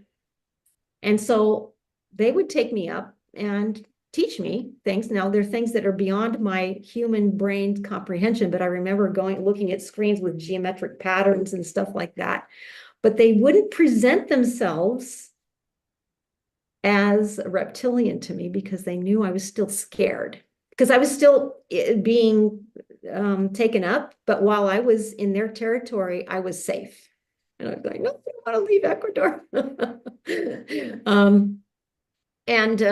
So one of the memories, and this is very interesting because I just got confirmation yesterday of this visual, because I opened up, it popped up on my YouTube, Beyond Majestic, the movie. And in the very beginning, they're showing how the universe is all connected by this now I can't remember what they called it, but it looks like this big web, right, that goes through the universe. And you can travel along this web. So one of my memories is I was in a little pod, and I was with a tall humanoid, right, really tall, slender, and we were going through this translucent tube going to another planet. But I can't remember what we did at the planet. But anyway, the visual of that is that I go, oh my gosh, that's what I saw. They had the visual of this network. And I go, I was tubes. So they didn't show themselves to me, but the medium could explain to me what they looked like. But more recently, in the last couple of years, I've connected with them once or twice, and I could see them as they truly are because I've gotten over my fear. And like as far as the entities, you had mentioned that you had woke up, the anesthesia didn't work, and they were working on you. Do you know what they were doing? And did they also, in your encounters whenever you were a child with these entities, was it similar? Were they like experimenting on you, or was it different?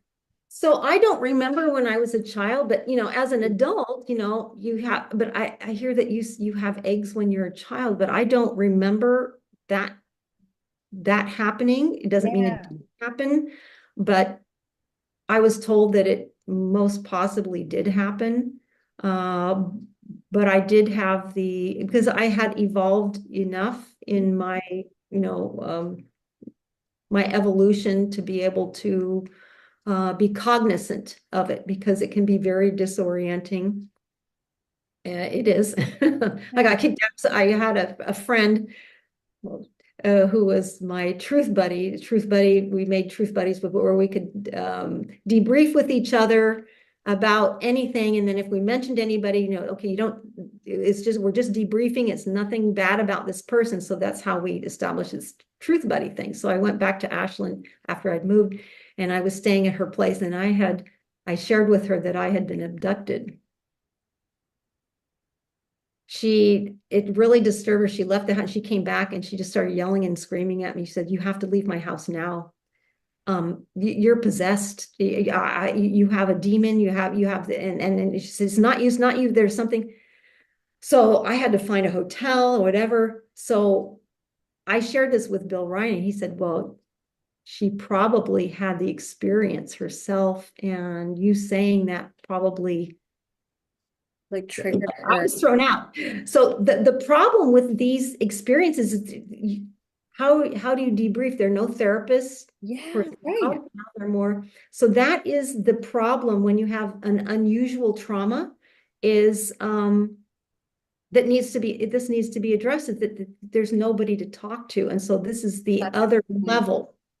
The other level of the trauma is that you can't debrief with somebody without them either making fun of you or like being really scared of you, or, like I was kicked Even out. trying to like admit you too, being like, you need to go to a psych ward, like you're crazy. It's like, no, this is a real experience that I had. It's Well, very, no, she thought they, there was a demon and that it was going to attack her. oh my gosh. So I go, okay, just I'm not going to talk to anybody. And so and because of how these interdimensionals can, I felt like flypaper, because not just with the, getting taken up, but there's a saying that the the dark seeks out the light, but the light doesn't seek out the dark. So the more light you have, you're going to attract these dark things to you. So you just kind of have to look at them like children and go, okay. Because I had one that was an earth-based energy recently, and it didn't scare. And actually, I got to see the visual. I even drew a picture of it. And I happened to meet somebody who says, "Oh yeah, I'm good at that." And so she removed it.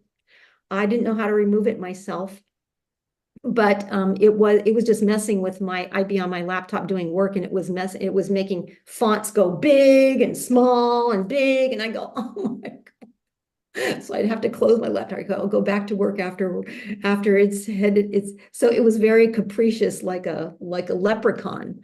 But it attached to me because it needed to meet this healer who was able to send it where it needed to go in a loving way.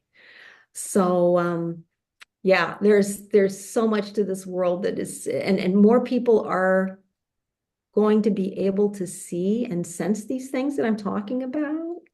So I invite them, don't be afraid.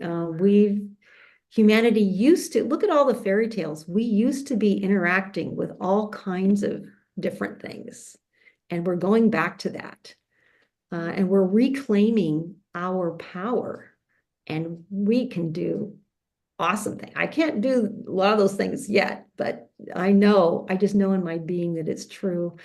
And so just very exciting to be sitting across from you, across the distance. And being able to like talk about these things, it's really like the first time in history that we've really gotten to like talk about this in more of a public way.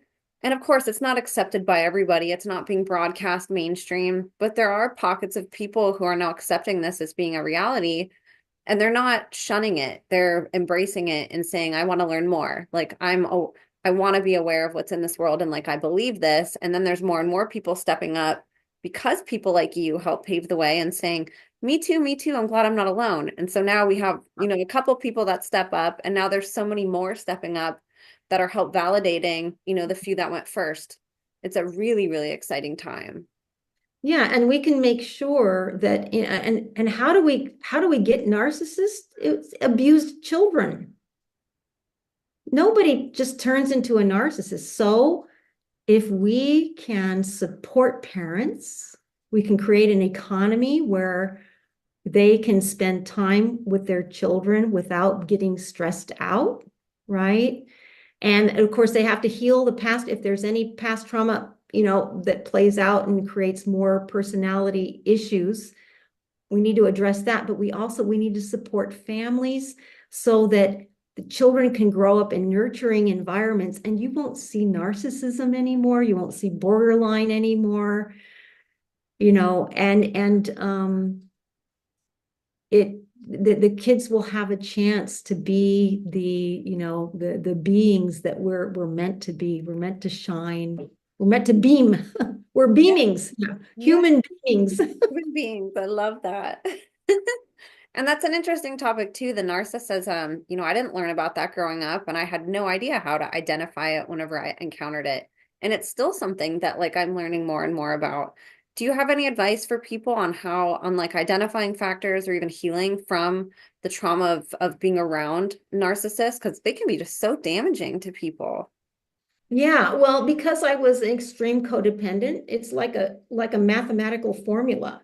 I'm going to attract, the more I'm codependent, the more I'm going to attract a narcissist, right? So And it's you're so empathic on top of that too. well, yeah, and then so it would really do a mind job, because just when I was about to complain to him about something, then it came out of his mouth, and I'd be so confused. I'm going, okay, whose problem is this? It would really, mess me up. But the basic thing about narcissists, they their issue is they don't know how to create love for themselves. So they're really suffering. But what they do is they spread the suffering. But they're the greatest teachers to teach you about like what is important to you. Where are your boundaries? See, I didn't know all of my boundaries were overrun as a kid, right? So I was used to having my boundaries smashed to smithereens. And so we learn how to build our boundaries. So it depends on the level of narcissist you're dealing with, but the best thing you can do with them, you can get their respect, but don't expect their love. Because what they're doing is they're trying to get it from everybody around them because they don't know how to get it themselves. So they're trying to suck it out. So they actually do, like, energetically suck the life out of people who give to them. And so if you can just have appropriate boundaries, and sometimes the boundary has to be absolute. So it depends on the narcissist. Can I just say, okay, no, no, no, or be firm, right? And if possible, spend as little time as possible with them. But when they're family members, it's a different issue. And so I taught my children how to create boundaries with their father, and they can deal with him. And isn't that wonderful? That's wonderful. So they don't have to, but for me, I mean, I had to totally separate, but now I'm healed enough that I could see him in a coffee shop and say hello and all of that. But he's scared of me. As he So should be. look what I could do to it. And I hear he was a paper tiger all this time. So there you go. He was a paper tiger. I didn't know that. So whenever you're afraid of something, you're handing your power over to it. So I was afraid of him, and coming from the Middle East, the way they make threats that are over the top, that have no meaning to them. But I came from a background where it was 100% good on all threats. So that's how he was able to intimidate me. But he'd make really stupid threats, um, and I believed them all because of my training. But now I look back and I go, oh my gosh, the person I am today, if I met somebody like that, actually they wouldn't want to stick around me because I wouldn't be giving them the nectar they needed. So they're going to seek out. So if you want to get rid of predators, you stop being the prey. And so there it is. Build yourself up, build up your self-worth. When you feel worthy, a narcissist is just going to pass you by. I mean, if you're in a situation where you have to negotiate with them, you'll see them for who they are. You can still have compassion for them, but you can stand your ground. So the basic thing is to stand your ground. But we were taught, that, I thought the more good you give, eventually it's going to come back. Not with narcissists. They're like, I thought when I was learning, I go, oh, they're like the world of antimatter. Everything you were taught is the opposite with them. So, well, not exactly the opposite, but that was the way I was able to get out of the trenches with that. So early on in my recovery, helping people, I targeted helping people with dealing with narcissists. Because I thought, okay, if we all could be educated on narcissism and sociopaths. Now, sociopath, of course, when you're mixed, then it's really potent. And that's what my father was, and my husband as well. And the sociopath wants to just climb higher and higher and higher and higher. And they have false gods, their God may be money, maybe power, but it's not it's not love. It's not love. So we can send them distant compassion, so we're not tangling our energy with them. We're not letting the energy be sucked out. But that makes me think of something more recent that I learned is the heart connection to the Sacred Heart. And now they're affirming in like science is catching up with spirituality. And there is something that they're calling in quantum physics as the cosmic heart, which actually is the Sacred Heart that in Christianity. And it turns out that this connection, and that's why I was not taken over, the connection, nothing can interfere with the connection between your heart and the Sacred Heart. So you can be interfered with your emotions, with your ideas or whatever, but you always have that connection with the Sacred Heart. You just have to realize it. So it's not a physical connection. So thinking about treating the narcissist, you're going, okay, it's not human love that I'm going to send them. Yeah, it's the grander love. It's the love with the capital L. All right. I am not responsible for healing them. I'm responsible for healing myself. And part of me healing myself is to make sure that I stay in integrity, that my beingness is that my values have integrity, and that and then I'm able to follow my bliss, and be a human beaming. Oh, I did.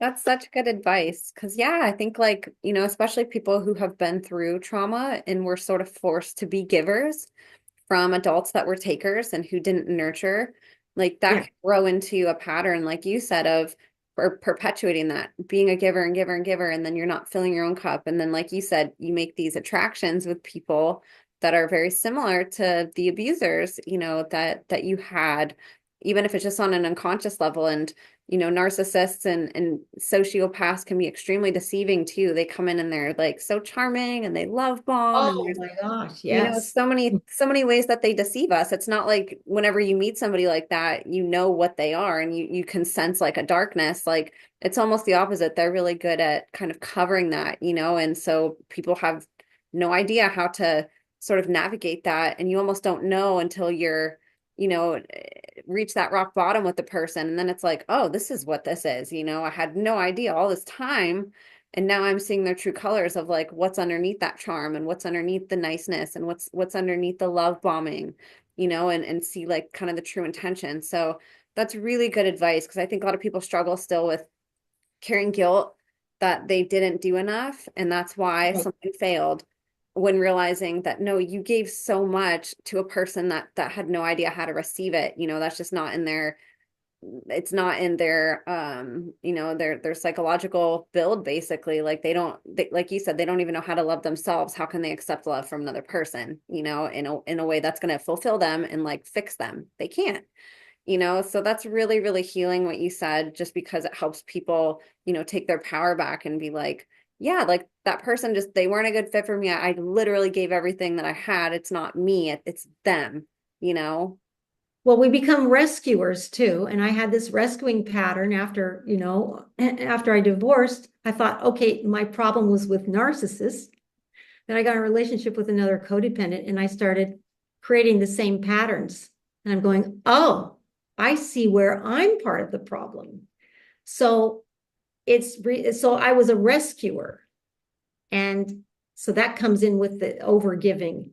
So the thing is if your relationship isn't reciprocal, so we seek reciprocal relationships. It's not going to always be 50-50, but over the average is going to be, and the commitment. And if you're the only one who cares about the relationship, then that's where the red flag is. If you're the only one who cares about the relationship, and I kept trying to rescue people, whatever, whether, it was a romantic relationship or otherwise, I was always trying to rescue people because I had this addiction.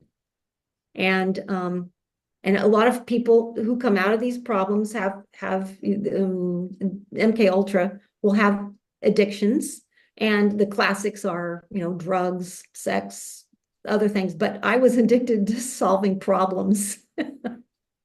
So you had a problem. If I didn't have a problem, then there were problems all around me. And then I realized I was addicted to solving problems. So I got that one, but I didn't get that last piece of the unworthiness. And that is really key for everybody, is just because you are created, you are worthy. You wouldn't be here if you weren't worthy. I mean, that's all. You don't have to do anything to prove that you're worthy. So that's a message I would like to leave with people. You don't have to prove anything to anybody, not even to yourself. You are worthy. Yeah. And even the narcissist, I mean, the narcissists, they act like they think they're worthy, but they have to overplay it because they don't believe it deep down. And that's why they get hurt so easily. And the worst thing you can do is file for divorce against one. I went online and I just saw some comments from other people. They, oh yeah, Oh because gosh. there's like, what you're doing that. I mean, you really, like, it's like you declared war on them. And I go, why? I didn't know that until after the fact. I thought he would be really happy that I was gone. But yeah, life is full of learning, and the more we can, spread the information around, so that people can learn from other people's experiences rather than to have everybody go through this, it would be really nice. Yeah. Absolutely. And one Mhm. other thing, speaking of sort of these lessons, one other thing I wanted to touch on with you, you had mentioned before we started recording that you energetically hold space for people who are passing. And I think that's another thing. And you said something, that we have amnesia about so much, including like how we look at something like death. And I wanted to get I just wanted to hear a little bit more about what you've learned from what you've been doing, because I think that's a really big fear that a lot of the world has to some degree or another, whether it's a personal, they're afraid for themselves or for other people. And I think it's logical, but at the same time, like you had said before we started recording, other cultures look at it so different. And it's kind of fascinating how in some ways it's celebrated and it's something not necessarily maybe to look forward to, but it's just accepted as like a part of life, and it's something that we shouldn't go into with fear. And then in other countries like ours, there's so much fear built around it and sadness and like this the ability to not have closure, and so I wanted to get your feedback on that. Yes, well, it comes to, well, I had lots of practice with my friends upstairs, practicing, so practicing being okay with not coming back. But the Sufis practice something they call, to die, live every day as if it's your last day, and to die before dying, to practice dying before dying. So what would that mean, for a peaceful passing?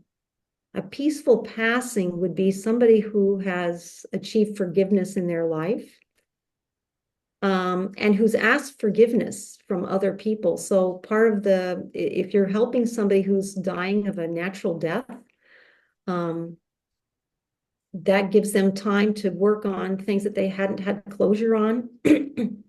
So it invites us to be good housekeepers of our internal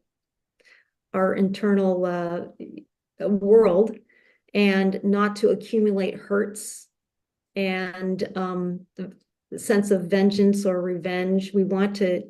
It's easier for us, it's so peaceful to pass when we have we've forgiven everything and we've asked anybody that we know. So if you practice on a regular basis forgiving other people or situations and asking people for their forgiveness. Oh, if there's anything I've done to bother you, please forgive me. And to practice forgiveness, then you have a much lighter load. Now, my understanding of death is that you're not going anywhere. It's just your body, this vehicle has dropped, and somebody put it that we come from love and we return to love. It's just the in between. So I made up a little ditty for this person that I'm helping who's passing. And I said, and the ditty goes, we come from love, we return to love. It's just the in between. That's a dream, but dreams are finite, but not your light. Your light shines forever. So shine on, shine on. And there are all these people who've now documented near-death experiences. And there's a wonderful book, if you want to overcome your fear of dying, is Billy Fingers. No, I can't remember the whole title. Billy Fingers. Billy Fingers is part of the title. I'd have to type it up. But it's a true story of a woman whose her brother passed away, and they had a very difficult life together. And he was an addict. He was always getting in trouble, and she was always trying to rescue him. And then he died suddenly. And then he came back. Oh, The Afterlife of Billy Fingers. That's what it is. The Afterlife of Billy Fingers. And it's actually a very enjoyable read. And he comes back after 3 days after his passing, and he visits her. And she thinks she's going crazy. And it's the messages he gives to her. He said, listen, don't worry about everything. I'm doing great. I'm doing fine. And so it's nice to have stories, just not just information. It's nice to have stories, and it's a fun read. And you can take it with a grain of salt if you don't believe in it or whatever. But I do know people personally who've come back after what they call the near-death experience, and they all say the same thing. It was extremely peaceful, extremely blissful, but they made the choice to come back, and they could have Now, in some cases, they wanted to go on and they're told, listen, you need to go back. People there need you. So we have all of these stories of near-death experiences. So that really, really is very helpful. But other than that, is knowing how to navigate your own and to be able to like be at peace with who you are. There was another experience I didn't talk. It's very long experience that I experienced what do you call it? A weapon that was devised to take down sensitive people who had achieved a certain level on the spiritual path, who had gone into bliss, and it was a device. It was a device to take them down and kill them. And for 3 weeks, we didn't know where the antidote was going to come from. And I thought, okay, I'm going to die. And then I reviewed my life. I was in extreme pain. And I go, well, I can't tell my kids this because I don't want them to think, if I die now, they're going to think I died a lunatic. So I can't tell them about this attack. Oh my gosh. And it turned out that the antidote for this particular device, the Pleiadians had to go from planet to planet to find the antidote, and it took them 3 weeks, and they brought it back. And the cool thing about the antidote is that they made it so that it couldn't be undone or traced to be undone. So whoever had the antidote this antidote would affect people within a 2-mile radius. And so I was to drive by the nearby airport so that they would get the antidote and it would spread to humanity. So it actually ended up being a cure. Within 2 weeks, this thing was cleared up. But I was really close to go, oh my gosh. And so I reviewed my life. I go, okay, I have a good relationship with my children. I love them. They love me. I mean, we're still human. There's still probably some, but in the broad brush, I love my grandchildren. They love me. I had a full life. The thing that I didn't is I overcame the traumas, because if you don't want to take that baggage with you. It's not pleasant.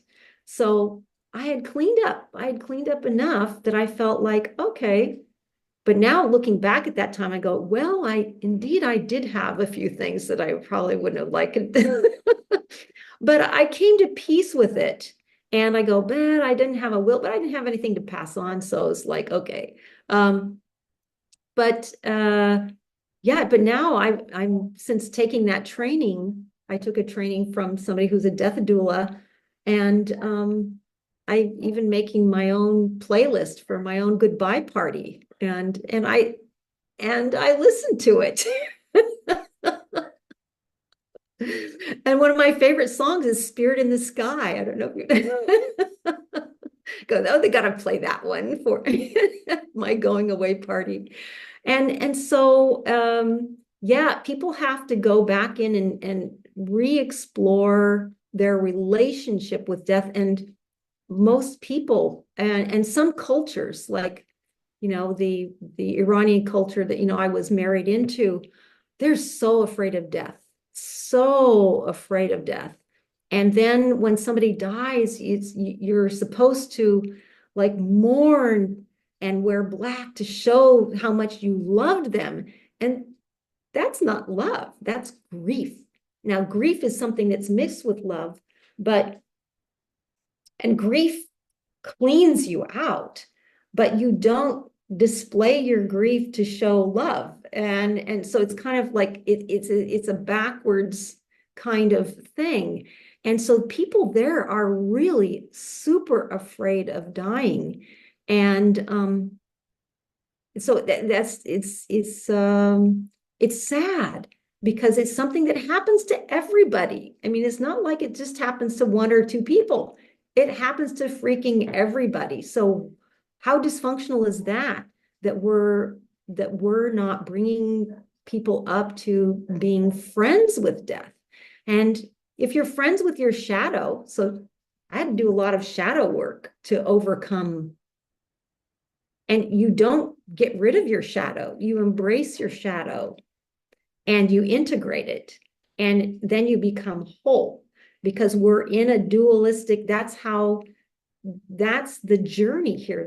We came here for the hero's journey. We're all on the hero's journey. And if you don't have something to push against, then you don't belong in 3D, you know. But I hear that as we evolve into higher dimensions, you still have the polarity, but it's less.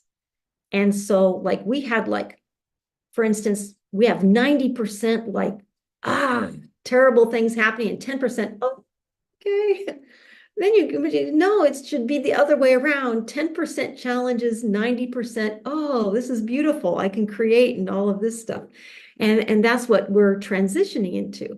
But there are two very, very powerful things that we can experience. And that is that our cleansing is a transformation, and grief are both cleansing. If we can handle those, and we can deal with that before we meet our deathbed, that's so helpful, because we don't want to take the grief with us. And I have an experience with a couple of ghosts that I encountered when I was in Sweden. And my daughter was, because, for instance, what are ghosts? I guess I have to explain that. What's a ghost? A ghost is somebody who doesn't really understand that they're dead. You know, they're caught in limbo, and the hospitals are full of ghosts. I talked to the death doula, and she goes, "Oh yeah, I have to clear them out of the room while I'm help." I said, "Listen, I'll help you guys after I help this person transition, okay?" Because we don't know about death, and and we hang on and we cling to people. It's hard for them to go when the people around them are going, "No, no, no, you can't die. We want you here." That's not helpful. The people around the dying person need to give them permission. Now, you can have your grief. The grief is the fact that you're going to miss them, miss having experiences with them, and that's okay. But to pull on them energetically makes it difficult. And sometimes they don't go. Sometimes they end up feeling guilty and they stay in their ghost form. And my oldest daughter was breastfeeding at the time, and I was there, and while her husband was away on a business trip. And then she came and she says, Mom, there's something going on in my bedroom. She said, "Could you check it out? Is it okay?" And I go, "Sure, what is it?" And I go, "I think there's something in my room that whenever I'm breastfeeding, this thing comes and it scares the baby, and he starts crying." And I go, "Okay, I'll check it out." So I went into the room and I sat down and I looked at the corner, and I sensed an energy there. And then I just said out loud, I said, "Who are you?"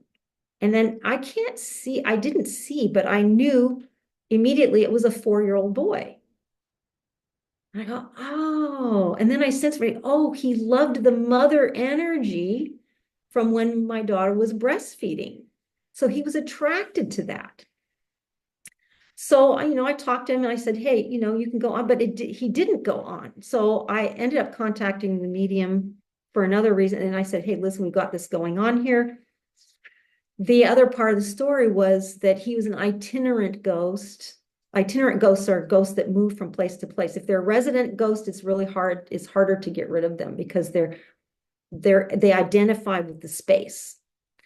But it turned out that his mother died in childbirth, and she became a ghost, and she was wandering around looking for him. He died in a drowning incident when he was 4, and he was looking for her but they were out of phase with each other, so they could sense that the other one was there, but they couldn't quite connect.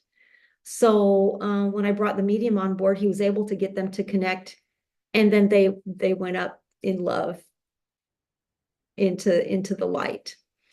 And so they weren't able to complete that. They didn't feel complete in the life.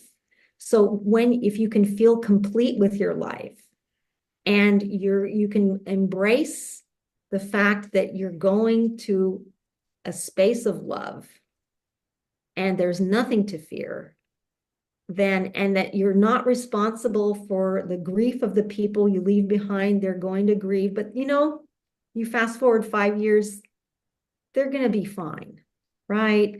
So you just have to be at peace. That's why they say rest in peace. You just have to be at peace with. So the onus is on us is to do our spiritual work, to be at peace with ourselves at any given moment. And so my goal is to be at peace and in love as much of the time as possible, and to now be able to empty my mind so that I don't allow it to be filled with silly stuff, because an empty mind is actually an expanded mind. It's the opposite of what that famous mathematician said. I think, therefore I am. You go, wait a minute. No, no, no, no. So that's one you can throw out. You can throw that one out. You are because you are, not because you're thinking. Actually, it's better if you're not thinking, because that's when you're able to receive the higher messages from the higher mind, from God, and all of that. So Thank you for all of that. It's really healing to be able to have conversations that like do make people scared, or that they're dealing with shame or guilt from. We can help break people out of that by having these conversations and like inviting them to join, and you gave a lot of really great advice and encouragement with that, and resources. So I really appreciate you, taking an opportunity and diving into some of these harder topics like narcissism and death and, of course, the other things that we've talked about today. Was there anything else that was on your heart to share today, Caylen, on this episode, or that you had planned on talking about? I want to give you some space to be able to share. Oh, that's great. I just came to mind another book for people who are, maybe they were children of narcissists. And there was a really good book. I can't remember the name of the author, but it's called The Children of the Self-Absorbed. And Mm. maybe your parent wasn't necessarily a narcissist, but somebody who wasn't able to give you what you needed, because I wasn't able to give my children everything they needed from me because I was so sick. And so I was self-absorbed because of the illness, right, that I was dealing with.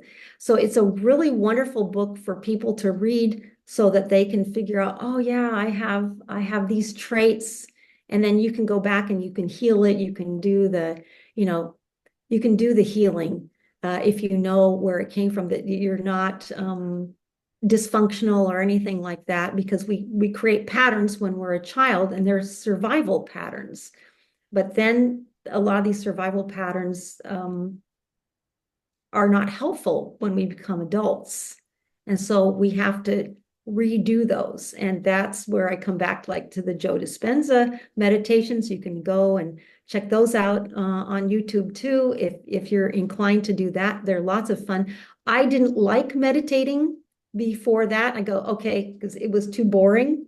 I mean, I do contemplation. I'd sit but his meditations are different. They're very dynamic, and he has really cool music. So, but I mean, his science, you can get his books. I think Becoming Supernatural is one of his books. And yeah, Getting Beyond Yourself. I read all his, I can't remember the titles, but he's a very helpful resource for people who want to, you don't have to go to one of his workshops to benefit from it, because he has really good literature. And Yeah, that's it. I think that my cup is full today. Thank you so much for this opportunity. And I do hope that that people will find this information helpful. It's very, very helpful. And I wanted to also give you an opportunity to, I can bring your website up. I'd love for you to share about your business a little bit and where people can connect with you, find you on social media, and learn about you because you're doing some really great work too professionally. Well, basically, just recently I felt that I really need to go gangbusters. And so my website isn't that fantastic right now. I need to add more blogs. I need to spice it up. I do best helping people one-on-one. Social media is not my forte because I found that, yeah, you can visit Positive Shifting. I try to embed good energy on it. So, but I do energy healing, but I haven't offered that because I wanted to make sure that my own energy field was pristine and I didn't have any stuff, around me. And so I'm good with that now. But on X, I do post occasionally, I post inspirational things. Most people who have come to me have no idea what my background is. Um, and I do very well helping people whose English is their second language because I have experience with that. I speak French. Um, so yeah, I'm certified ESL teacher, but I don't practice that. My I just love helping people evolve from wherever they are to wherever they want to go. Um, and every session is just different. It just depends on what the person needs in the moment. Um, but Instagram, I need to redo that. I need to start a new Instagram because I had so many trolls, and I mean, I had Oh, these icky people coming on, and I didn't know how to manage that. that's terrible. So I'll need to make a new Instagram account. But yeah, if you follow me on X, but I don't, sometimes I'll post like several days in a row and then I'll take a break. But if you want some inspirational little boosts, you can follow me on X. And yeah, that's something I need to work on. I just would rather, I'm more of a gardener and a cook, whatever. I like to have, I really like to have a hands-on approach. So social media is a little difficult for me to navigate because of that. So I'll have to push myself. But Totally. And that's just her name, Caylen Hartwell on X if you guys do want to connect with her. And that's actually really good. I think that's healthy that you find a balance between it because I think so many of us it becomes our life instead of going outside and gardening or being present with the physical life and world in front of us. We're on this, virtual world connecting with people virtually and like not doing a lot of that in real life. So I think that's really beautiful that you've been able to dive into it here and there and you'll go on for a few days, but you also take a healthy break from it and can back off and be okay with that. You're not addicted to it. no, actually, I have to push myself to get on the computer. So, but I do like following, but I do like, my youngest daughter, she likes to send me reels on Instagram about animals, and those are addictive, those cute little. They are. There's some really wonderful ways people have, figured out how to make content that's actually very positive to watch, but sometimes you have to look for it and you have to sift through a lot of really negative stuff to get to the puppy videos and, the really positive stuff. But anyway, yeah, well, thank you so much. And oh, and I just learned about this. Did you know what happens when you take this pose? No. It balances your body. It closes I learned this because I started doing Kundalini yoga a few months ago, and pressing your hands together like this helps balance the energy in your body, and it closes the circuit. It closes a circuit. So there's no surprise that people put this as the prayer pose, because you're coming into balance when you're making your, when you're doing your communication. So isn't that cool? Beautiful. What a beautiful note to end on, too. And I'm so grateful to have you here. You're just such a ray of light. You have this very beautiful energy about you, and just seeing and hearing the experiences that you had and imagining what you went through to where you are today is just nothing short of miraculous and awe-inspiring. I mean, it literally leaves me speechless. I don't even know how to articulate, how it feels getting to be in front of you and others who have, managed to be in a place in their lives where they're safe and healed enough to come talk about this stuff, and it gives me hope that people like you will inspire and help other people get there, because I know a lot of people feel like they can't, or they don't know yet that they're survivors. They haven't woken up to the truth about their life yet. So it's a really exciting time that we have a lot more people like you stepping up to help give that guidance and share your personal experiences and help validate people, and just thank you from the bottom of my heart for taking the Oh, time today to spend with me, and for diving into all of these, really important and some obscure topics too that don't get talked about enough. And, hopefully we can change that too by having more conversations about this. yeah. Well, thank you. And thank you so much. And for all you do. I mean, you are just helping people so much with your work. And I think it's amazing that you can go through this many interviews with people on this subject over and over. I mean, I don't know if I could do that. Well, you lived it, that's a whole different type That of. takes a lot. That takes a lot of stamina. And so you have a Sherlock Holmes little vibe going there with, finding things out to help uncover things for people. And you're such a beautiful energy to be doing this. So that's kudos to you. I think that's just really great. I'm just delighted to be able to talk to you. Well, let's do it again sometime. I'm sure there's a lot more that we can dive into, and I'm sure people will have additional questions that maybe we can tap into too. And, really proud of you for how far you've come, even just from the last episode. I can just see so much more, centeredness, and you've really moved mountains in just such a short time, which is also equally inspirational. And I'm gonna have your other episode in the show notes. There was so much good in that one too, you guys. If you guys want to learn a little bit more about how Caylen woke up to her memories, it's actually a really fascinating story dealing with TMJ and some health issues on how she started waking up to her memories. And there's a lot of good information there about healing. We talked about serotonin. We talked a little bit about,